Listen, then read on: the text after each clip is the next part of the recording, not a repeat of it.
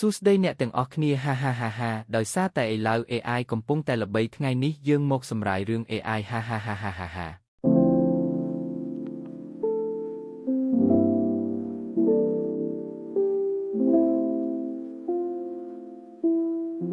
Vivi គឺជា anime មួយដែលត្រូវបានផលិតឡើងដោយ Wit Studio គឺជា studio ដែលបានធ្វើការផលិត Attack on Titan Season ទី1ដល់ Season ទី3ក៏ដូចជា Vinland Saga Season ទី1ដូចគ្នាផងដែរក៏ប៉ុន្តែដោយសារតែរឿងមួយនេះគឺត្រូវបានផលិតឡើងក្នុងឆ្នាំតែមួយនិងចេញក្នុងពេលតែមួយជាមួយនឹងរឿង Demon Slayer ក៏បានធ្វើឲ្យមនុស្សជាច្រើនមិនបានចាប់អារម្មណ៍មកមើល anime មួយនេះទេជាហេតុធ្វើឲ្យ anime មួយនេះក្លាយជា anime ដែល underrated មួយសាររឿងនៃ anime មួយនេះគឺបាននិយាយអំពីផែនដីនាថ្ងៃអនាគតដែលបច្ចេកវិទ្យា AI គឺពិតជាវិវត្តខ្លួនខ្លាំងមែនទែនដែលមនុស្សយន្ត AI គេអាចមកជំនួសការងាររបស់មនុស្សបានហើយពួកគេគឺបង្កើតឡើងមកនៅក្នុងបេសកកម្មមួយ AI គ្រូពេទ្យគឺសម្រាប់បម្រើការនៅក្នុងមន្ទីរពេទ្យ AI សម្រាប់មើលក្មេង AI សម្រាប់ជួយការងារទៅដល់ប៉ូលីស AI ជាអ្នកបម្រើនៅក្នុងសួនកំសាន្តឬក៏ AIក៏ប៉ុន្តែថ្ងៃមួយ AI ទាំងអស់នោះគឺលែងស្ដាប់បញ្ជារបស់មនុស្សទៀតហើយពួកគេគឺចេះសម្រេចចិត្តឲ្យខ្លួនឯងនឹងលែងស្ដាប់បញ្ជា AI មួយបេសកកម្មមួយទៀតហើយពួកគេក៏បានក្រឡងប្រឆាំងនឹងធ្វើការសម្លាប់មនុស្សស្ទើរតែទាំងអស់នៅពេលហ្នឹងមានជាមួយនឹងអ្នកវិទ្យាសាស្ត្រម្នាក់ដែលឃើញហេតុការណ៍ទាំងអស់នេះក៏បានធ្វើដំណើរចូលទៅខាងក្នុងហើយក៏បានចូលទៅក្នុងបន្ទប់ពិសោធន៍របស់ខ្លួននៅនិយាយថាគាត់គឺមិនឲ្យរឿងរ៉ាវទាំងអស់នេះកើតឡើងបាននោះទេហើយនៅពេលនោះគាត់ក៏បានព្យាយាមផ្ញើសារទៅកាន់អ្នកណាម្នាក់និងបាននិយាយថាឲ្យគាត់សុំទោសផងតែគាត់ធ្វើអានេះចំពោះនាងក៏ប៉ុន្តែនាងគឺជាក្តីសង្ឃឹមតែមួយតែប៉ុណ្ណោះសង្ឃឹមថានាងជួយសង្គ្រោះផានដីមួយនេះដូចជានាងជួយសង្គ្រោះគាត់កាលពីពេលមុនហើយនៅពេលហ្នឹងក៏មានជាមួយនឹង AI ដែលវិទ្យាសាស្ត្រផ្សេងទៀតបានចូលមកខាងក្នុងនិងបានធ្វើការបានសម្លាប់គាត់តែម្ដងក៏ប៉ុន្តែមិនពេលដែលគាត់ស្លាប់ទៅគាត់ក៏បានផ្ញើសារមនុស្សបានយ៉ាងជោគជ័យដែលសារមនុស្សគឺមិនបានផ្ញើទៅណាទេបានជាផ្ញើសារទៅកាន់អតីតកាលទៅវិញនោះគឺទៅកាន់100ឆ្នាំមុនដែលជាពេលវេលាដែលមនុស្ស AI កំពុងតែចាប់ផ្ដើមបង្កើតឡើងនៅក្នុងសួនកំសាន្តមួយដែលមានឈ្មោះថា Nearland ហើយក៏ជាឆ្នាំដែលតួអង្គស្រីរបស់យើងត្រូវបានបង្កើតដោយគ្នាផងដែរដែលនាងគឺមានឈ្មោះថា Diva បេសកកម្មរបស់នាងគឺធ្វើឲ្យមនុស្សរីករាយជាមួយនឹងសម្លេងច្រៀងដែលចេញពីបេះដូងរបស់នាងក៏ប៉ុន្តែដោយសារតែនាងគឺជា AI ដូច្នេះនឹងគឺមិនមានបេះដូងដូចជាមនុស្សនោះទេហើយការច្រៀងរបស់នាងក៏មិនសូវមានអ្នកគាំទ្រដូចគ្នាផងដែរក៏ប៉ុន្តែនាងគឺមានជាមួយនឹងអ្នកគាំទ្រម្នាក់ដែលមានឈ្មោះថា Osamu Matsumoto ដែល Diva បានជួយសង្គ្រោះនាងកាលពីប្រហែលថ្ងៃមុនហើយនាងក៏បានក្លាយទៅជាអ្នកគាំទ្រដ៏ស្មោះស្ម័គ្រម្នាក់របស់ Diva រហូតក៏ដល់នៅបេសកកម្មរបស់នាងគឺនឹងត្រូវតែសម្ដែងនៅឯឆាកធំនៅឯ main stage ហើយនៅពេលនោះ Osamu គឺត្រូវបានឪពុករនាងហៅឲ្យទៅរៀនក៏ព្រោះថាក៏ដល់ពេលវេលាហើយក៏ប៉ុន្តែមិនពេលនាងចាក់ចេញទៅនៅពេលនោះផងដែរអូសាមុក៏បានធ្វើការប្រកួតជាមួយនឹងតុក្កតាមួយឲ្យទៅកាន់ Diva ដោយសារតែថ្ងៃនេះគឺថ្ងៃខួបកំណើតក្រគក1ឆ្នាំរបស់នាងហើយនៅក្រៅពេលនោះអូសាមុចាក់ចេញទៅបាត់ទៅនៅពេលនោះផងដែរ Diva នឹងក៏ត្រូវដល់ម៉ោងសម្ដែងបន្ទាប់ក៏ប៉ុន្តែនៅពេលនោះផងដែរខួរក្បាលរបស់នាងហាក់ដូចជា error នាងក៏បានឃើញជាមួយនឹងផានដីតាំងតែពីថ្ងៃកកាលដំបូងរហូតដល់ថ្ងៃដែល AI ធ្វើការសម្លាប់មនុស្សទាំងអស់គ្នាហើយនៅពេលនោះផងដែរនាងក៏បានសម្លាប់បាត់ទៅខណៈពេលដែលកំពុងតែចងចាំជាមួយនឹង system របស់នាងធ្វើការ restart ឡើងវិញ Diva នឹងក៏បានចូលទៅរងចាំនៅបន្ទប់ maintenance room នៅពេលហ្នឹង Diva ក៏បានជួយជាមួយនឹង AI មួយទៀតចូលមកក្នុង system របស់នាងដែលមានរូបរាងជាបួងជ្រុងពីដំបូងឡើយ Diva ក៏បានគិតថានេះគឺជាមេរោគរហូតនាងក៏បានព្យាយាមលុបវាចោលក៏ប៉ុន្តែនៅពេលហ្នឹង AI មនុស្សក៏បានធ្វើការនិយាយប្រាប់មកកាន់ Diva ថាគេគឺជា AI ដែលបានធ្វើដំណើរមកពី100ឆ្នាំក្រោយគេមកទៅនេះគឺដើម្បីឲ្យ Diva ជួយគេក្នុងការកំទេច AI ផ្សេងទៀតទាំងអស់ Diva នេះក៏បានដឹងខ្លួនឡើងវិញហើយក៏មានជាមួយនឹងដុកទ័រម្នាក់កំពុងតែព្យាយាមធ្វើការ scan មើលរាងកាយរបស់នាង Diva ក៏បានឲ្យដុកទ័រមនុស្សព្យាយាមរកមើលថាមានមេរោគអ្វីផ្សេងចូលក្នុងខ្លួននាងដែរឬទេក៏ប៉ុន្តែដុកទ័រមនុស្សក៏បាននិយាយថារាងកាយរបស់នាងគឺធម្មតា software របស់នាងគឺធម្មតានោះទេនេះគឺដោយសារតែគេគឺជា AI ដែលបានធ្វើដំណើរមកពី100ឆ្នាំក្រោយដូច្នេះហើយបច្ចេកវិទ្យានៅពេលនេះគឺមិនអាចសរកគេឃើញនោះទេនៅក្រៅពីម្ដងបន្ទាប់របស់ខ្លួនវិញហើយ Diva នាងក៏បានព្យាយាមធ្វើការសរកវីរុសដល់ខ្លួនឯងក៏ប៉ុន្តែទោះបីជានាងព្យាយាមសរកយ៉ាងណាក៏រកមិនឃើញដូចគ្នាផងដែរចំណែកឯ AI មួយនេះវិញគឺនិយាយថានិយាយច្រើនតែម្ដងនិយាយពេញមួយថ្ងៃគឺនិយាយតែម្នាក់ឯងនិយាយមិនឈប់និយាយខ្លីគឺនិយាយតែប៉ែនិយាយមិនឈប់តែម្ដងហើយនៅពេលនោះផងដែរគេក៏បានចូលទៅគ្រប់គ្រងជាមួយនឹងតុក្កតាខ្លាឃ្មុំដែលអូសាមុឲ្យមកកាន់ Diva ដូចគ្នាផងដែរក្នុងដោយសារតែតុក្កតាមួយនេះគឺជាតុក្កតារបស់អូសាមុ Matsumoto Diva ក៏បានហៅគេថា Matsumoto តែម្ដងនៅពេលនោះជំនួយការរបស់ Diva ដែលមានឈ្មោះថា Navi ក៏បានសួរថាតើនេះមានសាច់ចិញ្ចឹមថ្មីមែនក៏ប៉ុន្តែ Matsumoto គេក៏មានជាមួយនឹងសមត្ថភាពពិសេសតែគេ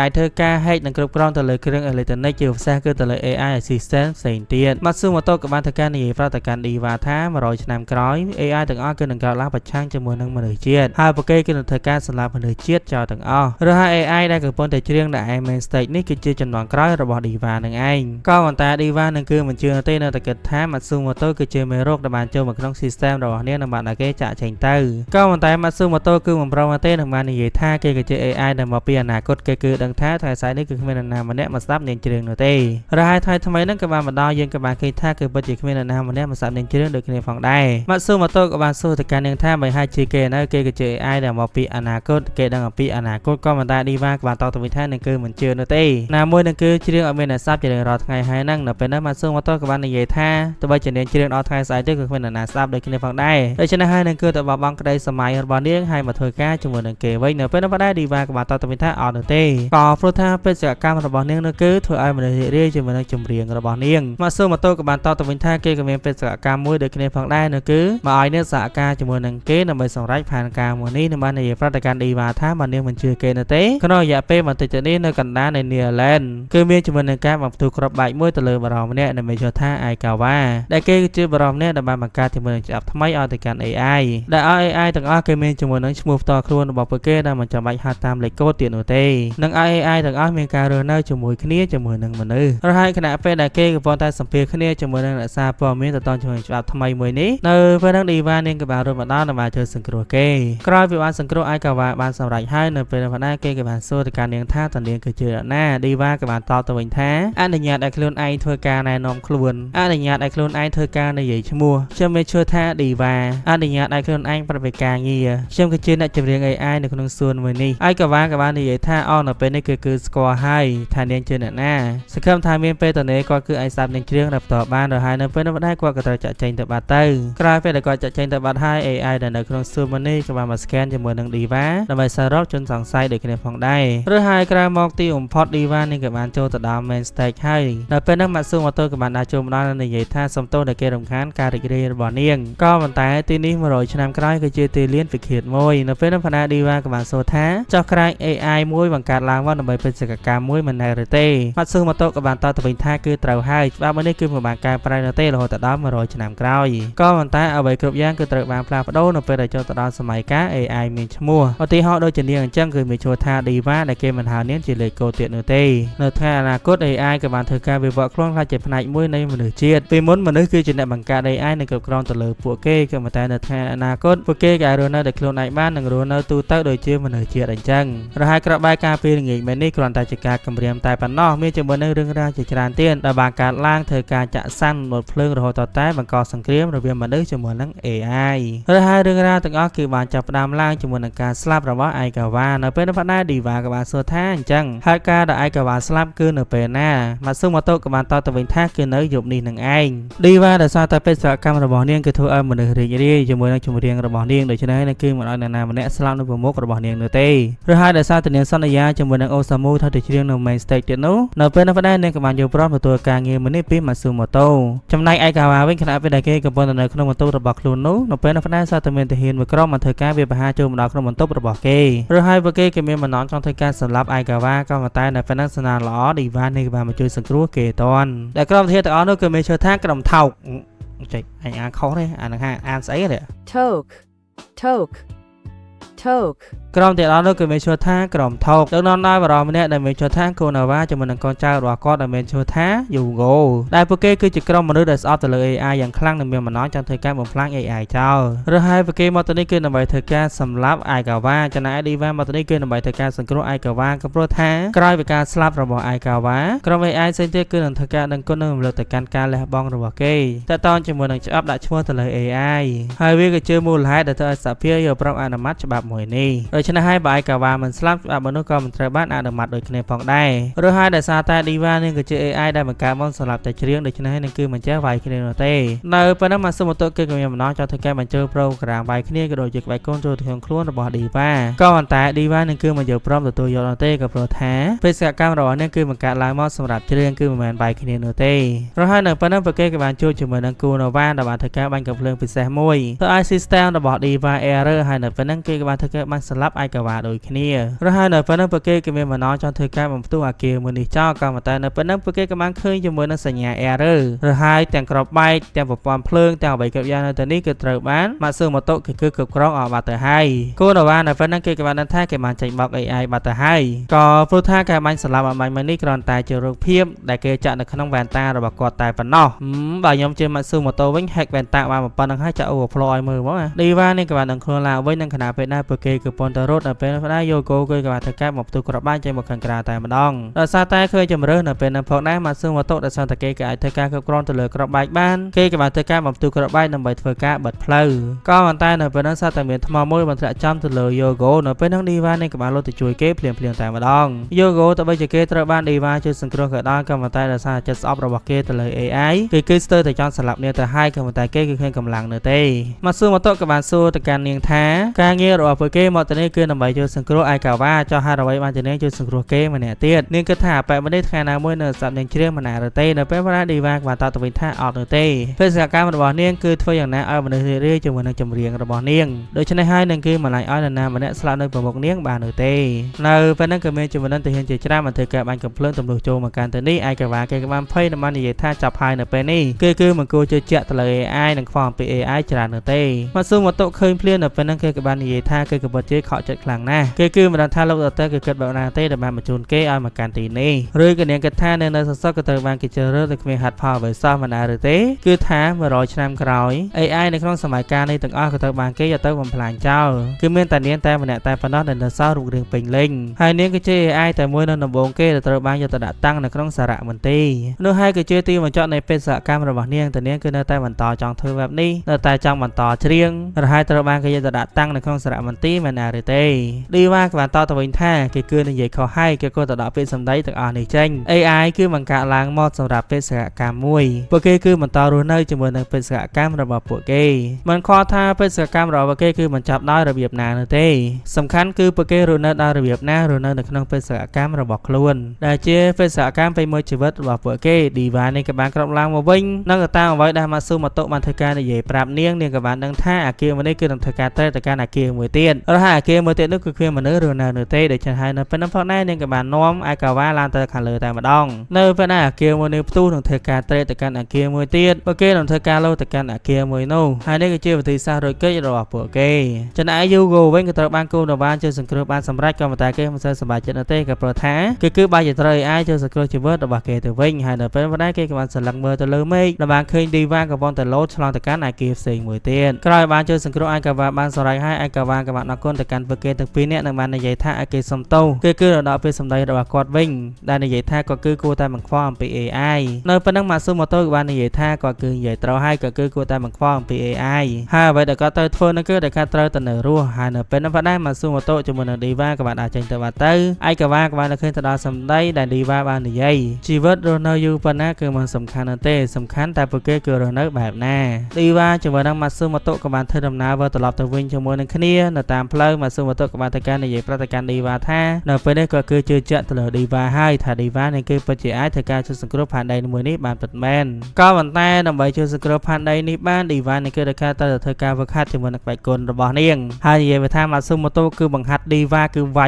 យយកដាច់ដៃជើងរបស់នាងអស់រលីងតែម្ដងឬហើយថានេះគឺមានជំនឿហាការដែលអាក្រក់មួយទៀតកាលឡើងដូចគ្នាក៏ប៉ុន្តែឌីវ៉ានេះគឺមិនអាចធ្វើអ្វីបាននោះទេដែលនោះគឺជាហេតុការណ៍ធ្លាក់យន្តហោះអ្នកធ្វើដំណើរនៅក្នុងយន្តហោះមនុស្សគឺត្រូវស្លាប់ទាំងអស់ដែលអ្នកដំណើរនៅក្នុងនោះក៏មានជាមួយនឹងអូសាមូម៉ាស៊ូម៉ូតូដូចគ្នាផងដែរសរឿងក៏បានកាត់មកដល់ថ្ងៃថ្មីទៀតហើយដែលឌីវ៉ានៅពេលនេះនឹងក៏ទទួលបានជាមួយនឹងគាំទ្រជាច្រើនក៏ប៉ុន្តែអ្នកគាំទ្ររបស់នាងគឺលែងមានម៉ាស៊ូម៉ូតូទៀតហើយខណៈពេលណាកំពុងតែពិនិត្យរាងកាយនៅពេលនោះផងដែរនាងក៏បានសួរទៅកាន់ដុកទ័រម្នាក់នោះថាតើនាងក៏អាចច្រៀងចេញពីបេះដូងដូចជាមនុស្សទៅបានដែរឬទេនៅពេលនោះផងដែរដុកទ័រក៏បានតបទៅវិញថាធ្វើអ្វីមួយចេញពីបេះដូងគឺនៅពេលនាងបានដាក់អារម្មណ៍របស់ខ្លួនទៅលើរបស់អ្វីមួយដែលសំខាន់ក៏តែឌីវ៉ានឹងគឺអត់ដឹងថាអាហ្នឹងគឺមានន័យបែបណានោះទេរហូតនៅពេលដែលនាងវិលត្រឡប់មកដល់បន្ទប់វិញនាងក៏បានឃើញថាគឺមានជានឹងវត្ថុក៏ដូចជាកាដូអនុស្សាវរីយ៍ជាច្រើនក៏ប៉ុន្តែនេះគឺមិនមែនជារបស់នាងនោះទេដែលនោះគឺជារបស់ម៉ាស៊ូម៉ូតូរហូតនៅពេលនេះយើងក៏បានដឹងថាការប៉ះទៅសាច់រឿងរបស់យើងគឺបានកន្លងផុត15ឆ្នាំទៅហើយនិយាយទៅគឺលឿនមែនតើដូចគេកុហកអញ្ចឹងដែលម៉ាស៊ូម៉ូតូក៏បាននិយាយថាមូលហេតុដែលគេបាត់ខ្លួនអស់រយៈពេល15ឆ្នាំគឺដោយសារតែ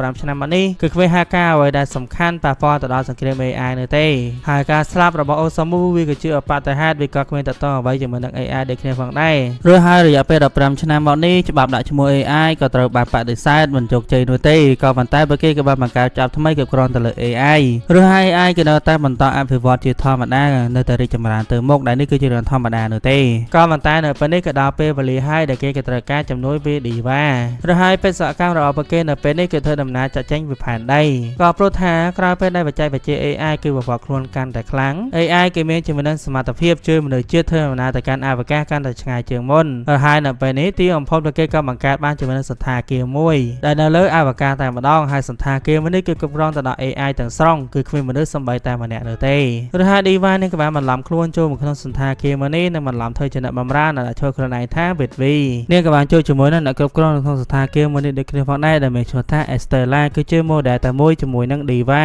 ក៏ប៉ុន្តែ Estella គឺជាជំនាន់ក្រោយរបស់នាងឬក៏អាចនិយាយបានថាគឺជាប្អូនស្រីរបស់នាងដែល Estella ក៏បានធ្វើការប្រាប់មកកាន់ Diva ថាឲ្យនាងញញឹមឲ្យបានច្រើនក៏ព្រោះថាបេសកកម្មរបស់ពួកគេគឺធ្វើយ៉ាងណាឲ្យភ្ញៀវសប្បាយចិត្តក្រោយពេលដែល Estella បានចាក់ចេញហើយ Diva នាងក៏បានគិតថា Estella ដូចជា AI មួយដែលល្អខ្លាំងណាស់ក៏ប៉ុន្តែនៅពេលនោះ Matsumoto ក៏បានធ្វើការប្រាប់មកកាន់នាងថាឲ្យនាងគួរតែប្រយ័ត្នជាមួយនឹង Estella ក៏ព្រោះតាមប្រវត្តិសាស្ត្រដែលបានកត់ត្រាឡើងគឺបាននិយាយថា Estella នេះហើយគឺជាអ្នកដែលទម្លាក់សន្តាគារមួយនេះឲ្យទៅបុកជាមួយនឹងផែនដីពួកគេក៏បានចូលទៅនិយាយគ្នាក្នុងប្រព័ន្ធដែល Matsumoto ក៏បានធ្វើការនិយាយប្រាប់មកកាន់ Diva ថាក្រោយពេលដែលសន្តាគារអវកាសដែលមានឈ្មោះថា Sunrise មួយនេះបានធ្លាក់ចូលក្នុងផែនដីហើយមនុស្សច្រើនក៏បានចាប់ផ្ដើមបាតកម្មធ្វើការតវ៉ាដែលបាននិយាយថាពួកគេគឺមិនអាចបកគោការងារទាំងអស់ឲ្យទៅកាន់ AI គ្រប់គ្រងដែលគ្មានមនុស្សនៅបញ្ជាពីក្រោយបាននោះទេឬហើយ AI ជាច្រើនក៏ត្រូវបានគេយកទៅបំផ្លាញចោលឬហើយ AI ផ្សេងទៀតដែលនៅសល់ក៏ចាប់ផ្ដើមធ្វើការបាតកម្មតវ៉ាទៅវិញជាមូលហេតុដែលធ្វើឲ្យសង្គ្រាមមនុស្សជាមួយនឹង AI បានកើតឡើងក៏ប៉ុន្តែដោយសារតែនៅពេលនេះពួកគេគឺកំពុងតែបម្រើភ្ញៀវបម្រើក្មេងៗធ្វើការលេងដូច្នេះហើយពួកគេគឺមិនបាននិយាយគ្នាអ្វីយូរនោះទេហើយនៅពេលនោះផាត់ដែរ Diva នាងក៏ត្រូវបានទឹកសើមខ្លួន Diva ក៏បានជួយជាមួយនឹង AI ម្នាក់ទៀតដែលនាងគេមានឈ្មោះថ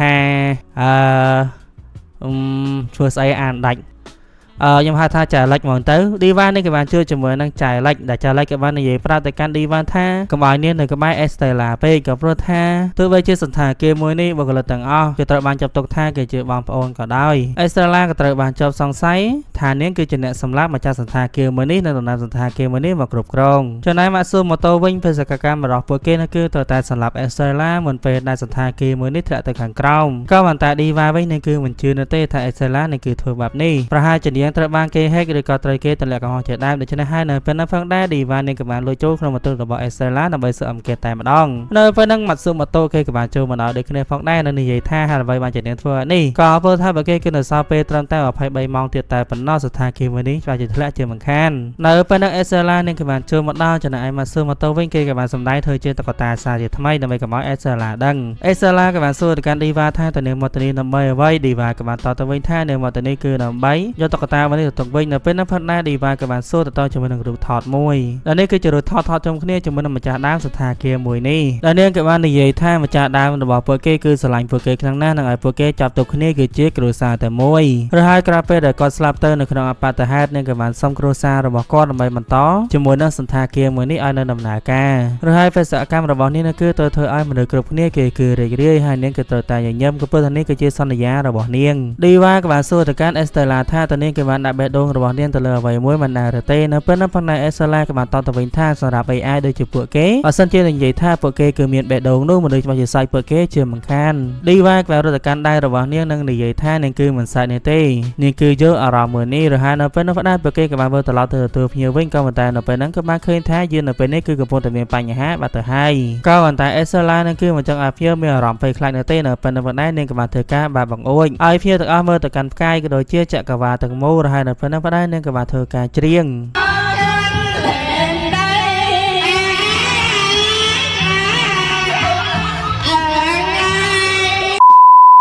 Estella នឹងក៏បានធ្វើការច្រៀងក៏ដល់ភ្ញៀវទាំងអស់នោះដើម្បីឲ្យពួកគេមានអារម្មណ៍រីករាយហើយនឹងព្យាយាមដោះស្រាយបញ្ហាយាមនេះដោយសម្ងាត់ជាមួយនឹង AI ផ្សេងទៀតចំណែក Diva វិញនឹងគឺមិនជឿទេថា Estella បានសម្លាប់ម្ចាស់សន្តាគារមួយនេះនឹងធ្វើការទម្លាក់សន្តាគារមួយនេះទៅលើផែនដីនោះទេក៏ប៉ុន្តែនៅពេលហ្នឹងនាងក៏បានជួបជាមួយនឹង Momoka ដែលនាងគឺជាប្អូនស្រីរបស់ Osamu និងចំណាំបានថានាងគឺជា Diva ចំណែកនៅខាងរបស់ចាលិចវិញក៏បានធ្វើការប្រកួតជាមួយនឹងកូនសោ ID មួយឲ្យទៅកាន់ Estella ដើម្បីឲ្យនាងដោះស្រាយបញ្ហាក៏ប៉ុន្តែនៅពេលហ្នឹងយើងក៏បានឃើញថា Estella ពេលទទួលបានជាមួយនឹង ID នេះមួយនេះហើយក៏បានធ្វើការសម្លាប់ចែកលេខចោលតែម្ដងហើយសាច់រឿងរបស់យើងក៏បានកាត់ទៅដល់ទីកន្លែងមួយដែលគេកំទេច AI ចោលនៅពេលហ្នឹងយើងក៏បានឃើញថា Hugo នៅពេលនេះគឺខ្លាចជាមេដឹកនាំនៃក្រុមថកបាត់ទៅហើយនៅពេលនេះគេក៏បានរកឃើញជាមួយនឹង AI មួយដែលបន្តបំផ្លាញទាំងស្រុងទេនឹងបាននិយាយថាចាប់តាំងពីថ្ងៃទៅគេគឺនៅបកគោបេសកកម្មថ្មីមួយឲ្យទៅកាន់នាងត្រឡប់មកដល់ខាងរបស់ Diva វិញនឹងក៏បានព្យាយាមនិយាយកុហកទៅកាន់ Momoka ថានាងគឺមិនមែនជា Diva នោះទេហើយនៅពេលហ្នឹងនាងក៏បានព្យាយាមនាំ Momoka ឲ្យចូលទៅកាន់សន្តាគារវិញក៏តែនៅតាមផ្លូវក៏បានជួបជាមួយនឹង Estella នៅពេលនោះផងដែរ Diva ក៏បានចាប់អារម្មណ៍ឃើញថានៅលើដៃរបស់ Estella គឺមិនមានកង់ដៃទេដូច្នេះហើយនៅពេលហ្នឹងនាងក៏បានដឹងថានាងគឺមិនមែនជា Estella ពិតប្រាកដឡើយហើយ Estella ខ្លាំងៗនេះក៏បានធ្វើការទាត់ Diva ឡើងបាក់ដៃមកខាងក៏តែស្នងល្អនៅពេលហ្នឹងពួកគេក៏បានធ្វើការបិទទ្វាររហ័យ Diva ក៏បាននាំ Momoka រត់បានសម្រាញ់ហើយយើងក៏បានឃើញថា Hugo នៅពេលនេះក៏បានឡើងមកដល់ខាងលើហើយនឹងបានធ្វើការចាក់វីរុសចូលទៅក្នុងខ្លួនរបស់ Estella ឲ្យនឹងស្លាប់បាត់ទៅ Diva ក៏បាននាំ Momoka ទៅដល់កន្លែងដែលលេចបានស្លាប់ក្រោយពេលទៅដល់ទីនោះហើយ Momoka ក៏បានព្យាយាមសួរទៅកាន់ Diva ថាតើនាងគឺពិតជា Diva មែនដែរឬទេតែពោលថានៅក្នុងសភៅរបស់ស្រីរបស់នាងទុកឲ្យនេះគឺជារូបរាងរបស់ Diva ហើយស្រីមនុស្សក៏បានយំតែម្ដងបានស្រែកថាសូមឲ្យ Diva ឬក៏ម្ដាយរបស់នាងមកជួយនាងផងនៅពេលហ្នឹងម្ដាយក៏បានធ្វើឲ្យ Diva នៅឃើញទៅដល់ថ្ងៃដែល Osamu ត្រូវបានស្លាប់ដែលនាងគឺមិនអាចជួយអ្វីបាននោះទេហើយនៅពេលហ្នឹងម៉ាស៊ូម៉ូតូក៏បានមកដល់ Diva នាងក៏បានស្រែកថានាងគឺដែលខាត់ទៅជួយ Momoka នៅពេលហ្នឹងផងដែរនាងក៏បានធ្វើការដោះដៃមកខាងរបស់ចែលិចមកជំនួសដៃរបស់នាងដែលបានបាក់ហើយនៅពេលនេះនៅទីបំផុត Diva ក៏យកព្រមឲ្យម៉ាស៊ូម៉ូតូធ្វើការ install ជាមួយនឹង program វាយគ្នាចូលក្នុងខ្លួនរបស់នាងហើយ Diva ក៏បានធ្វើការវាយកូនចៅរបស់ Hugo ហើយនៅទីបំផុតនាងក៏បានចូលទៅដល់ម៉ូតូរបស់ Estella និងបានជួយនាងនឹងខ្លួនឡើងមកវិញនឹងបាននិយាយថានៅពេលនេះយានទាំងអស់ក៏ត្រូវបានគេគ្រប់គ្រងឲ្យបាត់ទៅហើយក៏ប៉ុន្តែ Estella នឹងគឺមិនជឿនៅទេក៏ព្រោះថានៅទីនេះគឺមានតែនាងតែម្នាក់តែប៉ុណ្ណោះដែលធ្វើការគ្រប់គ្រងយានទាំងអស់នេះបានទោះបីជាពួកគេទទួលបានជាមួយនឹង ID ពីចែលិចក៏ដោយក៏ប៉ុន្តែនៅពេលដែលនាងធ្វើការសន្លឹងមើលទៅក្នុងកង់ដៃរបស់ខ្លួននៅពេលនៅផងដែរទៅ Estella បានដឹងថាតើអ្នកគ្រប់គ្រងយានមួយនេះគឺជាអ្នកណាគឺថានាងក៏មានជាមួយនឹងបងប្អូនភ្លោះដែលមានឈ្មោះថា Elizabeth ដែលពួកគេគឺបង្កើតឡើងដោយ program តែមួយ software តែមួយនិងកូដតែមួយដែលអ្នកវិទ្យាសាស្ត្រហ្នឹងគឺចង់ដឹងថាតើមនុស្សយើងហ្នឹងគឺអាចបង្កើតជាកូនភ្លោះបានអត់ហើយអាចធ្វើការបញ្ជូន program ឲ្យគ្នាទៅវិញទៅមកបានអត់ក៏ប៉ុន្តែនៅក្នុងការពិសោធន៍នោះក៏បានមើលឃើញថាគឺមានតែ Estella តែប៉ុណ្ណោះដែលអាចធ្វើការដើរបានចំណែក Elizabeth វិញនឹងគឺមិនអាចធ្វើដំណើរទៅណាបាននោះទេឬហើយក្រោយមកការពិសោធន៍ក៏ត្រូវបានបរាជ័យដែលពួកគេក៏បានយក Elizabeth ទៅបំផ្លាញចោលនិងទុកតែ Estella តែម្នាក់ប៉ុណ្ណោះហើយក៏បានធ្វើការបញ្ជូននាងឲ្យមកកាន់យានមួយនេះដើម្បីធ្វើយ៉ាងណាឲ្យមនុស្សមានភាពរាយរួចហើយមុនពេលដែលពួកគេទាំងពីរនាក់ត្រូវបានចែកផ្លូវគ្នា Elizabeth ក៏បានធ្វើការនិយាយប្រាប់ទៅកាន់ Estella ថានាងគឺមិនត្រូវខូចចិត្តនោះទេនាងគឺត្រូវតែញញឹមឬហើយ Estella ក៏បានធ្វើការសន្យាជាមួយនឹងប្អូនស្រីរបស់ខ្លួនថានាងគឺត្រូវតែញញឹមជានិច្ចឬហើយបងប្អូនភ្លោះទាំងពីរនេះគឺមិនអាចជួបមុខគ្នាសម្បីតែម្ដងនោះទេ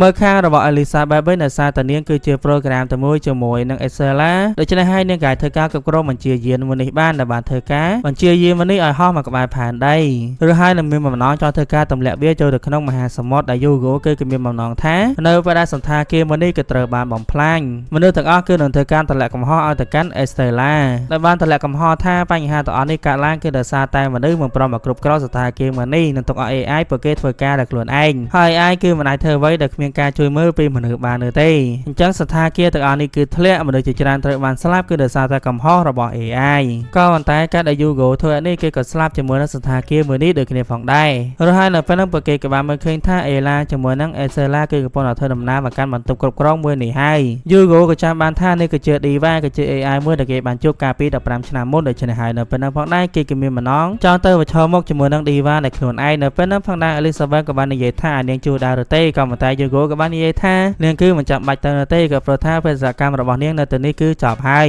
យនៅពេលនោះផងដែរ Elizabeth គឺមិនព្រមស្អាតមកទេក៏បានយកជាមួយនឹងថ្នាំមួយធ្វើការចាក់ Hugo ឲ្យស្លាប់ភ្លាមៗរហូតនាងក៏បានប្រាប់ឲ្យកូនចៅរបស់គេនាំ Hugo ចាក់ចេញពីក្នុងសន្តាគារមួយនេះទុកឲ្យនាងទៅទប់ទល់ជាមួយនឹង Diva ជាមួយនឹង Estella ឬហើយពេលវេលាជាច្រើនឆ្នាំក៏ត្រូវបានកន្លងផុតទៅនៅទីបំផុតបងប្អូនស្រីភ្លោះទាំងពីរនេះក៏ត្រូវបានជួបគ្នាជាលើកដំបូងក៏ប៉ុន្តែវាគឺមិនមែនជាការជួបល្អនោះទេក៏ព្រោះថានៅពេលដែលជួបគ្នាភ្លាម Elizabeth ក៏មានបំណងចង់សម្លាប់ពួកគេទាំងពីរនាក់ហើយ Elizabeth ជាមួយនឹង Diva ក៏បានធ្វើការប្រយុទ្ធគ្នានៅពេលហ្នឹង Matsumoto គេក៏មានឱកាសធ្វើការចាក់មេរោគចូលទៅក្នុងខ្លួនរបស់ Elizabeth នៅពេលហ្នឹង Estella ក៏បានសួរថាតើនាងធ្វើអញ្ចឹងដើម្បីអ្វី Elizabeth ក៏បានធ្វើការតបទៅវិញថាមនុស្សយន្ត AI ទាំងអស់កើតមកគឺសម្រាប់បេសកកម្មមួយក៏ប៉ុន្តែនាងវិញគឺគ្មានបេសកកម្មនោះទេនេះហើយគឺជាមូលហេតុដែលនាងត្រូវបានគេយកទៅបំផ្លាញចោលក៏ប៉ុន្តែលោកម្ចាស់របស់នាងបានធ្វើការបង្ហាញខ្លួនជួយសង្គ្រោះនាងនិងផ្ដល់បេសកកម្មឲ្យមកកាន់នាងផ្ដល់ពលឺឲ្យមកកាន់នាងដូច្នេះហើយនៅគឺមិនខ្លាចនៅក្នុងការលះបង់ជីវិតនោះទេដើម្បីជួយលោកម្ចាស់របស់នាងខណៈពេលដែល Elizabeth ជាមួយនឹង Diva កំពុងតែវាយ គ្នា Diva ក៏បានឲ្យ Estella ព្យាយាមចូលទៅក្នុងបន្ទប់ control room ទៅក៏ប៉ុន្តែនៅពេលហ្នឹង Elizabeth ក៏បានលោកម្ចាស់ Estella តន់ឬហើយនៅពេលហ្នឹងនាងក៏បានឃើញជាមួយនឹងកងដៃដែលកងដៃមួយនេះគឺជាបំណែកចុងក្រោយរបស់ Elizabeth បន្សល់ទុកឲ្យក្រោយពេលដែលនាងត្រូវបានគេបំផ្លាញ Diva ក៏មានឱកាសចាប់ Elizabeth បោកក្បាលទល់គ្នាធ្វើឲ្យនាងស្លាប់បាត់ទៅក៏ប៉ុន្តែទោះបីជាពួកគេបានចូលទៅដល់ក្នុងបន្ទប់ control room ក៏ដោយសន្តាគារមួយនេះក៏បានចូលទៅក្នុងបរិយាកាសរបស់ផែនដីបាត់ទៅហើយដូច្នេះហើយពួកគេគឺមិនអាចធ្វើការបង្ហោះវាចូលទៅក្នុងបរិយាកាសផែនដីបាននោះទេគឺមានតែបំផ្លាញសន្តាគារមួយនេះចោលមិនពេលដែលវាហោះបុកផែនដីតែប៉ុណ្ណោះហើយនៅប៉ុណ្ណឹង Estella ក៏បានឲ្យ Diva ចាក់ចែងជាមួយនឹងមនុស្សផ្សេងទៀតតាមរយៈយានសង្គ្រោះទៅក៏ព្រោះតែនាងគឺជា AI ដែលបានបង្កើតឡើងមកដើម្បីធ្វើឲ្យមនុស្សគ្រប់គ្នារីករាយនាងគឺទៅតែបំពេញបេសកកម្មចុងក្រោយរបស់នាងមួយនេះនៅពេលហ្នឹងផងដែរ Diva ក៏បាននិយាយថាក៏តែនាងក៏ជាប្អូនស្រីរបស់នាងដូចគ្នាផងដែរតែ Estella ក៏បានតបទៅវិញថាក្រែនាងក៏មានបេសកកម្មរបស់ខ្លួនឯងដែរមិនណាឬទេដូច្នេះហើយនាងគឺទៅតែនៅរស់បន្តដើម្បីបំពេញបេសកកម្មរបស់នាងទៅនៅពេលនឹង Diva ក៏បានយល់ព្រមចាក់ចែងទៅបាត់តែម្ដងក្រោយពេលដែលចម្លៀសមនុស្សចាក់ចែងទៅអស់ហើយ Estella ក៏បានធ្វើការបំផ្ទុះខ្លួនឯងជាមួយនឹងសន្តាគារមួយនេះហើយនាងក៏បាននិយាយថាឲ្យបងសុំទោសផ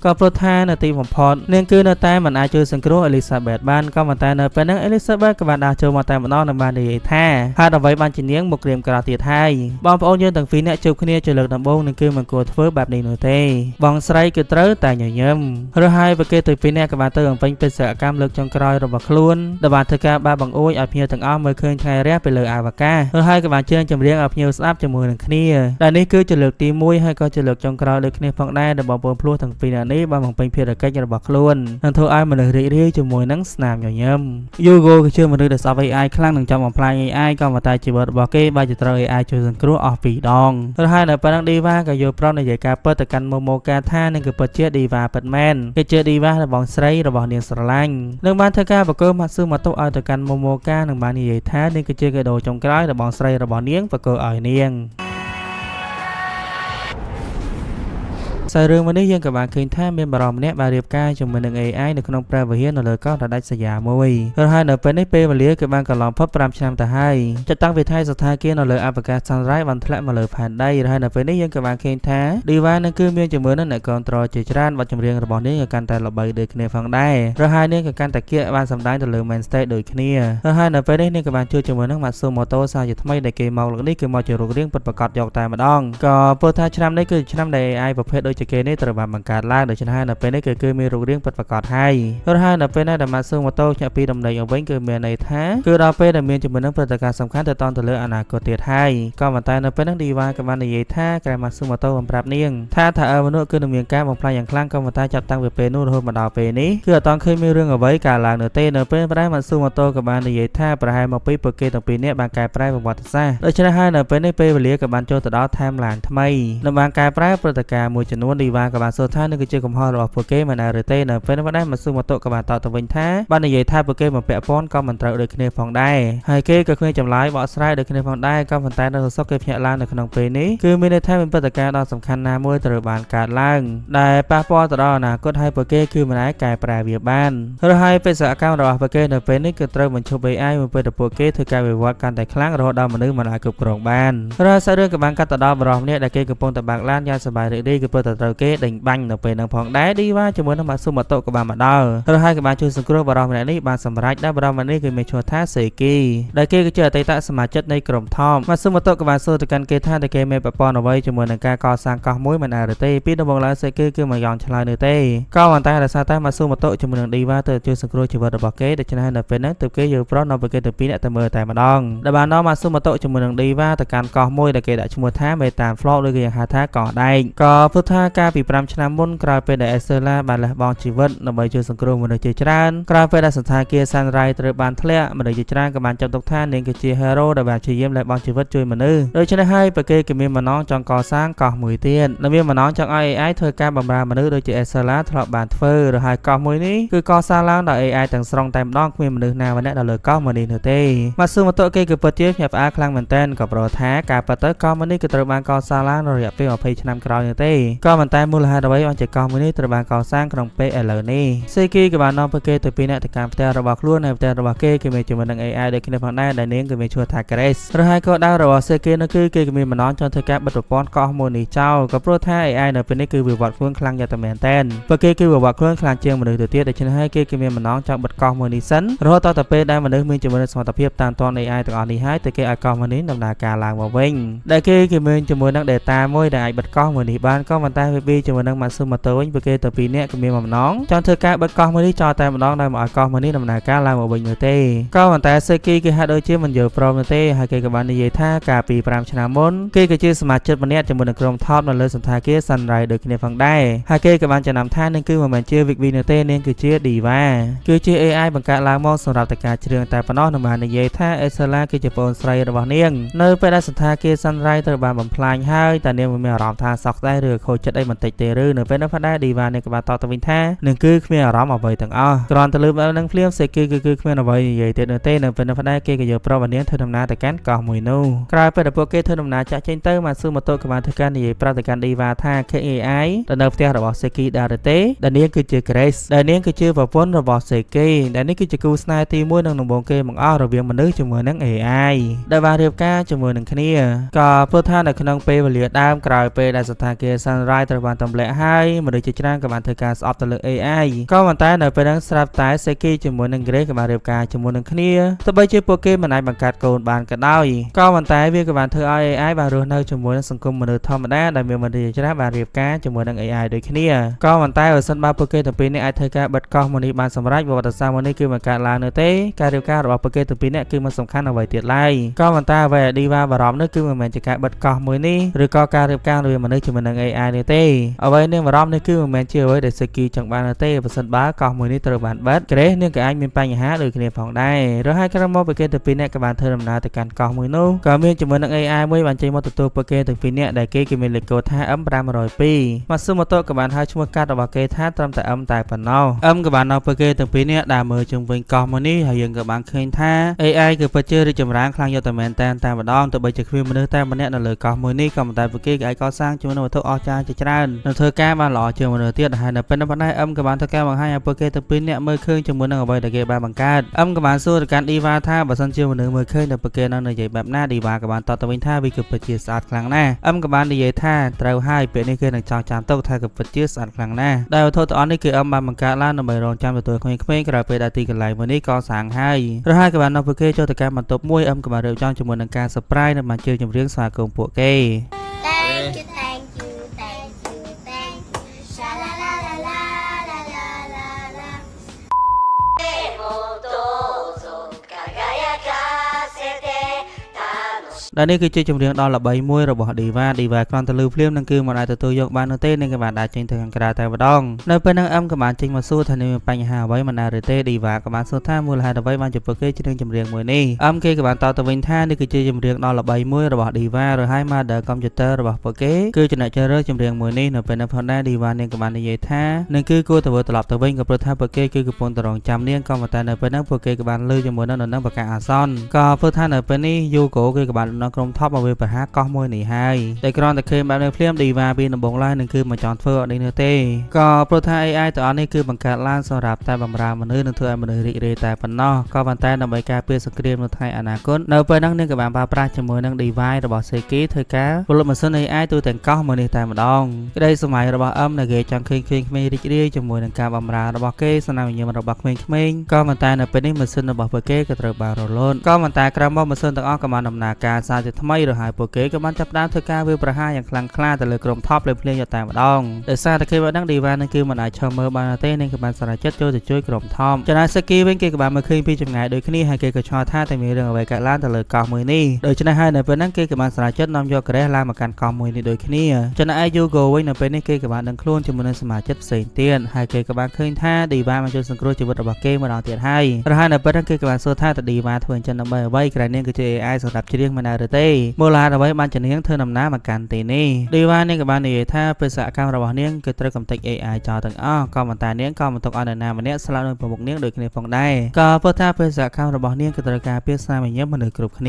ារហ័សនាងក៏បានឃើញថាសេគីកំពុងធ្វើដំណើរមកកាន់ទីនេះដូចគ្នាផងដែរនៅពេលហ្នឹងគឺមាន AI ជាច្រើនបានធ្វើដំណើរមកកាន់ទីនេះដើម្បីមកសម្លាប់ពួកគេទាំងអស់គ្នាឌីវ៉ានាងក៏បាននិយាយថាអ្វីដែលនាងធ្វើនៅពេលនេះគឺទៅជួបជាមួយនឹងសេគីនិងសួរគេថាតើគេមានបំណងអ្វីឲ្យពិតប្រាកដនៅពេលហ្នឹងឌីវ៉ាក៏បានធ្វើការយកគ្នាជាមួយនឹង AI ទាំងអស់នោះនៅពេលហ្នឹងគឺមាន AI មួយចង់វាប្រហារនាងពេលក្រោយហើយយូហ្គោគេក៏បានសម្រេចចិត្តជួយនាងតែម្ដងដើម្បីឲ្យនាងធ្វើដំណើរទៅជួបជាមួយនឹងសេគីក្រោយពេលដែលនាងបានជួបជាមួយនឹងសេគីហើយក៏បានសួរថាតើគេគឺមានបំណងអ្វីឲ្យពិតប្រាកដសេគីគេក៏បាននិយាយថាតាមពិតទៅការដែលគេនៅពីក្មេងគេក៏ជួបជាមួយនឹងក្រេះបានម្ដងនៃនាងគឺជា AI គ្រូពេទ្យដែលបានមើលថែគេតាំងតែពីក្មេងហើយនៅពេលដែលគេធំឡើងគេក៏បានជួបនាងសាជាថ្មីដែលនាងគឺកំពុងតែច្រៀងចម្រៀងរបស់ឌីវ៉ាតែម្នាក់ឯងក៏ពុទ្ធនាងគឺជា model តែមួយជាមួយនឹងឌីវ៉ាឬក៏អាចនិយាយបានថានាងគឺជាប្អូនស្រីរបស់ឌីវ៉ាហើយនាងក៏បាននិយាយថាចម្រៀងនេះគឺជាចម្រៀងសម្រាប់សាគមមនុស្សចេញពីបេះដូងរបស់ពួកគេនិងឲ្យពួកគេមានជាមួយនឹងស្នាមញញឹមឬហើយក្រោយមកសេគីគេក៏បានលួងស្រឡាញ់ទៅលើក្រេហើយគេក៏មានបំណងចង់សុំនាងរៀបការក៏ប៉ុន្តែនៅពេលហ្នឹងគេក៏ទទួលបានដំណឹងថាសន្តាគារសាន់រ៉ៃក៏ត្រូវបានធ្លាក់បាត់ទៅហ